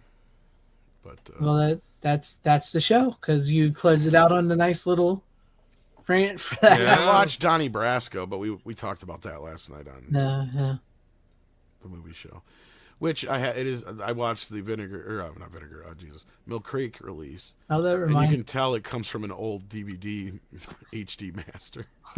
Reminds me, I haven't opened I got my vinegar syndrome. Oh, did you? I haven't opened it yet. Oh, Jesus, yours is much bigger than mine. I only could afford a couple. Yeah. I got 4. I got 4 titles. I did get the Mangler, and I did get Explorers. I did get that one. So I haven't opened it, so I'll get to it. I got the Boxcar Bertha one, too, and oh, I didn't get that one. What was the other one I got? Explorers, Boxcar Bertha, or did I only get 2? I have really had to cut out a lot of my buys. So that's also what pissed me off about the Day of the Dead, because it's one of the ones I chose to spend my money on now, because I knew it was going to be a while probably before it went down in price, and I wish I had now. Well, I earned some money. I That's worked. What you had said, yeah. Yeah, I worked pretty hard for my money and earned. I had a good couple months there for a while, so I kind of went a little buy crazy because I hadn't been able to in a while. So I was like, I earned this. I'm treating myself. So that's what I did. So that's what I treated I don't myself. blame you. Yeah, I haven't bought a lot of stuff lately just because I've been trying to save money and because of like moving out and stuff soon. But the last like 3 things that I pre-ordered were the Scream 4 Steelbook. Yeah, I'm still waiting on that. Not mine. Well, that was when I had to do a big like all together thing, and I got Michael with that order, so I have to wait now. I guess evidently, for some reason, I had in my head that they just sent them out as they came out. Maybe they used to, or maybe that's why I don't have Day of the Dead yet on that's what you're 4K saying. because I pre-ordered it like and Mortal Kombat See, collection that's at why the same time. I like Diabolic because they get stuff that a lot of other places don't. But if you do I don't pre-order through Diabolic if I do, I only order that thing. Yeah, because they tell you if you want a separate order, you have to make a separate order if you're pre-ordering things. Oh shit! Yeah, they make that clear up front at least. Yeah, they make it clear. So see, I was kind of confused because I could have swore I'd ordered stuff from oh god, I just blanked on it now. We were just talking about who I ordered it from. Diabolic. No, not Diabolic. The other one. Groove? Lionsgate Limited. Lionsgate. And I could have swore I'd gotten them just as they came out before, but I guess not. Maybe I didn't, or like I said, I just must have ordered them separately, or they came out close enough together that I didn't notice a difference. Mm-hmm. Or they were stuff that was already out with the pre-orders. Evidently, is what I must have done. Because like for some reason, like Dogma, I got that, but I got that with like King of New York, and I thought maybe that one was already out or something, perhaps. I think Kings of New York was already out, yeah. But speaking of, I got my replacement for Leprechaun, and it does look good. Nice. They fixed it. Fuckers fixed it, Cool. so yeah. Maybe I should order that from Lionsgate now. Yeah, it should be the fixed version if you get it. Nice. I should, if they haven't sold out of it. Hopefully not for you. I kind of regret not buying the VHS of that there. I got one, but it's an old Scooby. Yeah, you had the original. Which it's not actually an original release. It's a re-release. But that's close enough. I wish I had the original because I had the cooler cover. Yeah. I should have the DVD some fucking place. I have not been able to locate it. It's either in a box or I ended up giving it away or something. Because I had the DVD of it for years. Nice. I feel you, Six. Sometimes we buy a lot and we don't get to them. So I know, right? Yeah, but no, I had a good. It was a few months back. I had a good work. I made some good money doing what I do, and Vinegar Syndrome. Fuck yeah, I'm buying. I haven't bought from them in a long time. So, and I wasn't going to buy the Explorers because I was like, I love the movie and everything, and I was like, maybe that's a wait or something. And then I watched the thing where they put out where like the documentary they made for it, and I was like, you sold me. Just for that, that's their thing for the documentary sold me. Is like, okay, I'm gonna buy it. But yeah, sometimes you just got to treat yourself. That's the way I see it. And like we've talked about, Tom, where I don't really make money on YouTube. I don't, and I know you lost your income from YouTube, how half of it. And so I've had to save money, and with the prices going up, I don't always get to buy. So I was like, when I came into that, I was like, shit, yeah, I'm buying me some stuff I've been wanting for a long time and pre-ordering stuff. And one of them was the Day of the Dead too, which now I'm very disappointed in the whole thing with it. It's a sad thing, especially when you spend that much money for something like that, and the company to turn around and say, "You guys are full of shit. We didn't use the bad audio." I mean, it's one thing to be silent and then slowly kind of coming around to like, okay, yeah, there was an issue, something got screwed up in the process. We wish we knew how it happened. We're gonna issue a replacement. And it's only one disc, right, out of 4. So I get it. Yeah. I get it. But you guys charged enough for this motherfucker. Sorry, you're gonna eat a little bit of profit on it. Yeah. This was a big prestigious release. You should have been a little bit more caring about it when it came out the door. And we have told you about this. A lot of us, and it's not that we want free fucking movies, because we'll buy these things again. We want the fancy fucking packages, because we know that the preview copies don't come out in this shit. They just come out with white discs. Yeah, send them to us. Yeah. We will find what is wrong and tell you. Do you know, that reminds me, and I'm thinking about, I wasn't going to show this on here, because I don't even know how I got this, and I was, but I got this catalog. Look at this in the mail. I get them too. I must have ordered. I think that comes from. I think this- they're attached to Deep MVD. Discount. I think, or MVD, one of the two. Yeah, This is MVD. It from must be. Yep. oldies.com. Yeah, I've never ordered from that, but I get them too in the mail. I And get get, them, like, but I don't only get those. I get the music ones too. So I think I that's hate- why I thought it was Deep Discount. I have never gotten one of these in years. Like, I'm like flipping through this, and I'm like, I miss these. I truly. I know mi- it just makes you miss- wish you had money. I know. Look at that. Like, I'm looking at. I feel like Joe Dirt looking at it. Like, dang, it's got a Hemi. I'm looking at this. Like, I want that. I want that. I want that. So, like, I don't even know how I got this. I had never subscribed to it or anything. Neither did I. I just started getting them in the mail. Yeah, I've never bought from oldies.com ever. I mean, I bought from MVD, the best I could figure, because it looks like these I are figured it mostly was- MVD movies. Yeah, I mean, I didn't think about So- MVD because I seen the MVD ones in there, and I do remember now. You said that some of those are exclusive. Yeah. I thought it was Deep Discount because it had. I get the music one too. I don't just get movies. I get music from the same exact people. Yeah. And I just And got I- them both today, actually. Yeah. I gotta assume it's from MVD because MVD sells music too. Maybe they must. Okay, that's So- plausible. Actually, now that I think about it, I think I did order a CD or two that because they had like a sale of like stuff that was going on clearance, and I had to make weird. enough to get a free. Yeah, I guess you're. Yeah, it must be. So it's got to be MVD. Yeah, and MVD does music too. So yeah, they had Yeah, it to must like be, they yeah. had to have got it from there. So Yeah, because I ordered some Phil Hartman CD, and I can't remember what else because they were like $1 or $2 Yeah. or something like that on clearance, and I had to make a certain amount to get free shipping or whatever. So I'm like, fuck it. And I just started buying a couple cheap CDs. yeah. So you do what you do. I mean, the MVD man, sometimes they give you themselves, and like they'll give you like $3 Blu-rays, and you're like, I don't think I need this movie, but it's $3. get free Or the shipping. CD. Well, and that's the thing is because a lot of these places, it's like you're always so close to free shipping, but then like they have nothing in the store. You know, because I'm always good at figuring out these hacks. Like I don't order pizza like I used to, but like I figured out this hack with Pizza Hut, right? Because no, I'm serious because they got it set up to where you can't order anything unless it's $20 for the order. But none of their pizzas are made in a way to where you're stuck buying either 2 pizzas or a pizza and a bunch of other shit just to make that $20 so you can get a delivery. Yeah. Well, they had a deal for a while with one of the pizza deals to where it was just under $20. So all I had to do was buy a fucking little canister of fucking Parmesan cheese. So instead of me having to buy a whole other thing, I was like, okay, because everything else on their menu was at least $6, $7, $8 or more, right? So I'm gonna have to spend. Like I'm not spending another $12, $15 and get another pizza that I'm not gonna be able to fucking eat just so I can get the $20 delivery charge. You know, like. Because you got to get it up there enough. And it's like, this is stupid. So I figured that out one time as a little hack. So if I can figure out little hacks, you better watch out because I'll exploit the shit out of that. Nice. I will every fucking time. I figured out another hack with Walmart delivery. Get this shit. If you're getting a Walmart delivery that has prescriptions in it, you don't have to spend the $35 to get other shit delivered.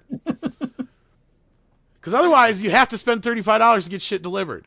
I figured that hack out. Fuck you, Walmart. Now you're gonna stop doing it because covers my medicine, and that's $35, so I get free delivery. I think it's because the prescriptions are so much and they get covered anyway. Like I think that's why it's covered, so it doesn't matter. It's not really a hack. It's just I figured it out, so I feel like I found a hack. Ha! I got one over on you, and there's Nice. nothing you can do about it. 6. There is no Blu-ray box set of Buffy the Vampire Not Slayer. yet. Not yet. Or did they do one? I thought that was the one that had the problems with the cropping. They did it for streaming, and Was it just for streaming? Oh, okay. just for streaming. And the fact of the matter thing is, according to Joss Whedon, it was never meant to be full screen ever because he preferred to show in 4:3. And I think they started filming in 16:9 around, I want to say season 5, and he never liked it, so that's why it's always had problems with the transfer and everything. Yeah, so like there's no Blu-ray box set, but there's a DVD box set as far as I miss. So yeah, Buffy HD is ass. Yeah. So Yeah, but I've no. heard some horror stories about it. That's all I know. yeah, it's ass. There is no Blu-ray set, but no, I was actually just like, I was surprised as shit to get this because I haven't had one of these since like the 90s. That's how Columbia House used to sucker me. Exactly. That's what I'm talking. That's what it reminded me of, Columbia House. And I was like, oh my God, I haven't seen this in years. It's amazing just looking through the, like, look at this. I mean, for those of you, Young Frankenstein on DVD, 820 for those who want that movie. I am hearing we might get an extra 4K though this year, or not this year, but soon. Finally. So yeah, I might get around to watching it eventually. Yeah. Is it going to be released by Disney? I don't think so. Which one? Young Frankenstein? Young Frankenstein. Oh, Young Frankenstein? I'm hearing there might be a 4K coming soon. There is, yeah. I think it's Disney. Well, because it's Fox. Honestly, to be honest with you, I don't know if it's to be clear now. This is the truth. I don't know if it actually is coming to disc per se. They didn't say disc. Yeah, they just said it's getting a 4K restoration. That's true. It already has a 4K restoration. Yes, and that's going to be for theatrical release. And then here's the thing about the Star Wars movie that I'm kind of freaking out about a little too. I haven't thought about is like they have never said they're going to bring that out on disc. It's same thing with the new X-Files director's cut. Got a 4K release, but it didn't only get on Disney Plus. And only Disney Plus. This is why I'm scared of this now. Is like all these new movies that they're doing, they're gonna just send straight to Disney Plus, kids. Yeah, I'm afraid. It's probably there's some kind of new thing. It's like, well, people ain't going to subscribe to us and buy our things. We got to get them back. How do we do that? You know, it's dumb as shit. Man, that's crazy if they think that that's a good strategy. Yeah, Disney's dumb. It's horrible. I think he's Robert Eggers or something. Just weird.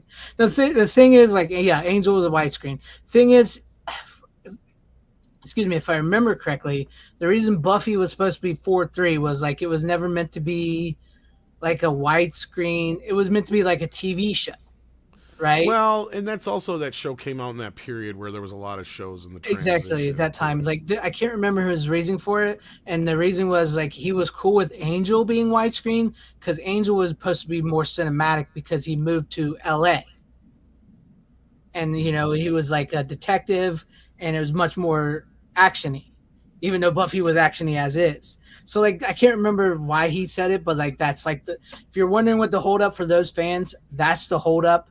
Because whether he's been canceled or not, he still has a lot of power over over Buffy and Angel. So like that's the way it is. So that's all I can say about that. But no, yeah. Any final words here? No, I just thought I'd get that out of my system since you guys were still going. I already said my piece on Supergirl, so yeah. No sense in rehashing that. I don't know what the hell else you guys watched. I didn't catch any of it other than the one that you brought on, other than Summer School. I watched Pump Up the Volume, cool. And I watched Long Legs. Pump Up the Volume was one of the reasons why I wanted to be a DJ. What'd I tell you, Runner? What'd I tell you? Because I'm just saying this movie was extremely prophetic to where we're at. That and Good Morning Vietnam, but more specifically that as far as like just kind of like the whole idea of stealing the airwaves. Yeah, stealing the airwaves. I brought this on. I only watched the first two movies. Hellraiser. I'm sure Tom was looking. Hellraiser. I got the 4K Steelbook of Fuck Fight that movie. Club. I know you don't like it. It was a late birthday gift for me. So. I tried. I did. Greg told me. It's not for everyone. It's okay. I tried again. And I didn't watch these movies in 4K, but I watched. Oh, that's what you guys were talking about, Lord of the Rings. Yeah, Lord of the Rings. We've had so many other like conversations along with this movie and kind of the making of it, but it was kind of weird. It was kind of weird. No Scream? No. The audience is so tired of that. No. Yeah. Fucking I don't know if you heard me tell Greg this, but on Saturday the Music Box screened all three movies in 35, and me and a group of friends like watched all three in a day. Yeah. This is in Chicago they did this? Yeah. You need to start telling me this shit. Chicago's only like 4 hours from me, man. I'm sorry. I could be your boomer friend, show up and embarrass the piss out of you. You can just tell everybody, oh, he's drunk. That and would stoned, not. don't That mind. would not be fun. Oh, it'd be fun for me. Well, I know it would be fun for He'd you, be like, but "There's my YouTube buddy." He said his friends like, "YouTube? What are you talking about?" Yeah, he's a little YouTuber. He's all grown up. Oh, making Tom, now you got movies. to film it. I might have some baby pictures Hilarious. I'll all make right, some but fake baby pictures. oh no, AI and shit. Yeah, just literally stick your head on a baby. See, he always had that weird beard. oh, that's great. That's great. Rook is gone. I Here he don't. is on his first day of school. Yeah. It'd be like the Wayans brothers, that movie they did with when they put Marlon's head on that bait. You remember that movie? Yeah. What movie is that? Oh, shit. Little Oh, Man. Little Man, Little yes. Man. Oh, never Yeah, saw with that one. Yeah, the little person, and then Yeah. He pretends to be a kid, a baby, and he, you know, because he's running from the law. Yeah. And it's Marlon Wayne's head on a midget body. It was funny because the Wayans got away with making so many Schneider films. Yeah. Rob Schneider movies, and Yeah. they're clearly movies that Rob Schneider would have made if it wasn't the Wayans making them. The Yeah. only one that I think they made that was really them was probably White Chicks, because like nobody else can make that but them. Yeah. But like everything else they did is just kind of like, it was almost as stupid as Rob Schneider and Dick.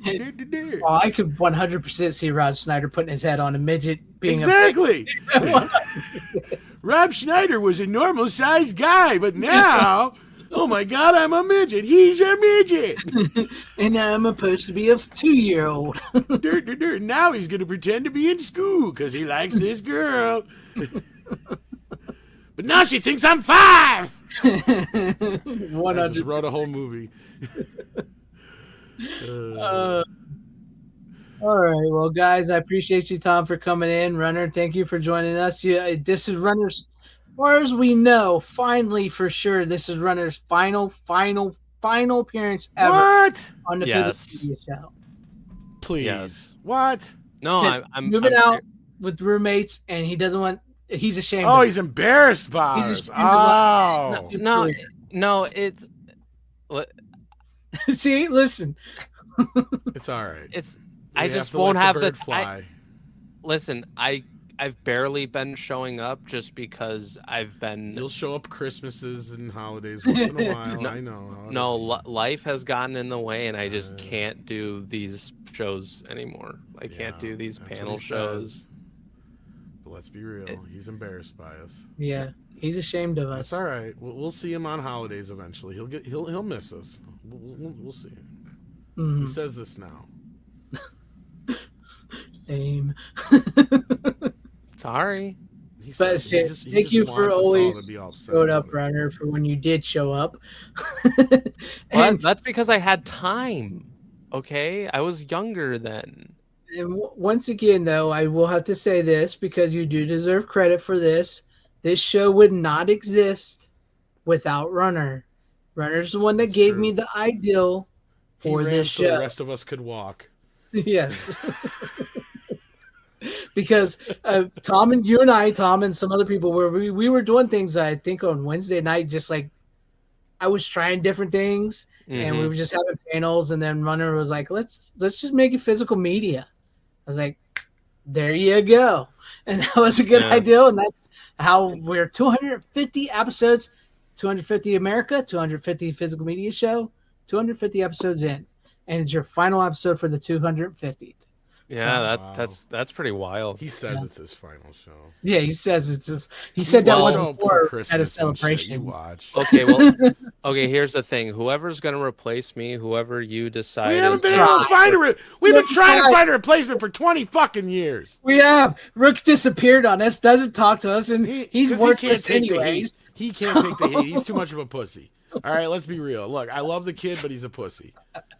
Wow, you're saying this live.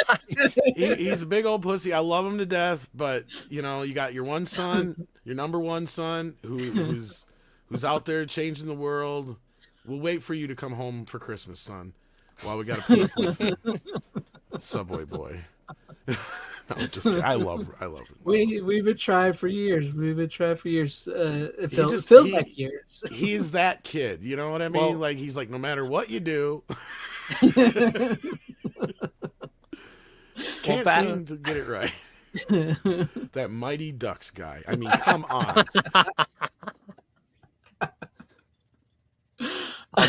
I'll never forget where I was when I saw that live.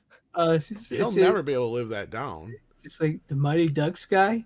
Then, like, not long after that, it was like, are you serious? Charlie Sheen and Emilio Estevez are brothers? I know. And then his Emilio Gremlins Sheen? take, his He was like Ghostbusters Emilio take. Sheen.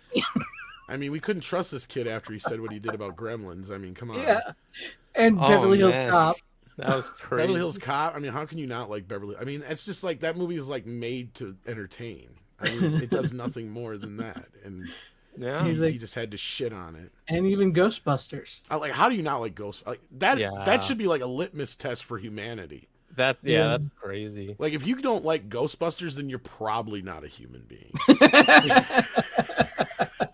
That's like step one. Like, Rookie's gonna be watching this like. I can understand Right? Gremlins. Okay, I've met plenty of people like Gremlins. Just ain't their thing, right? It gets gross. It's got some moments. The Kate Santa story, I get it, totally do. But Gremlin or Ghostbusters, come the fuck on. Who don't like Ghostbusters? I mean, that's who you gonna crazy. call? Like seriously. Seriously, who Zach- does not like Ghostbusters? It's Rookie apparently. Rookie. The one guy in the world. No, One we gotta guy. pick on him. We gotta pick on him. Yeah. We love him to death. If you don't like Ghostbusters, you're a ghost. That's why. Right? No shit. Exactly. You're dead. You're a ghost. You're full form, full torso evaporation. Leaking ectoplasma. Exactly. But thank you, Runner. Seriously, Did you thank see you it move? Hope you do good at whatever you're going to do. Thank you, Tom, Make for us some coming good on. movies to talk about. Yeah, And put us in one of your movies. yeah. Make sure you don't forget about your friends on YouTube, even though you're embarrassed of Those us. two old guys sitting on the porch, watching all the action go down. Yeah. We Be like, I'll just go, what was that? I will say this. I'm kind of focused more on just life stuff at the moment, trying to make a living. But yeah, in the next few years though, if something's cooking, who knows? I'll see what happens. Forget us. I won't. Oh, check this out. I can also do this. Don't go down there. With that being said, thank you guys. Make sure you like, share, subscribe, and as always, you don't have to go home, but you can't stay here. Get the How you doing?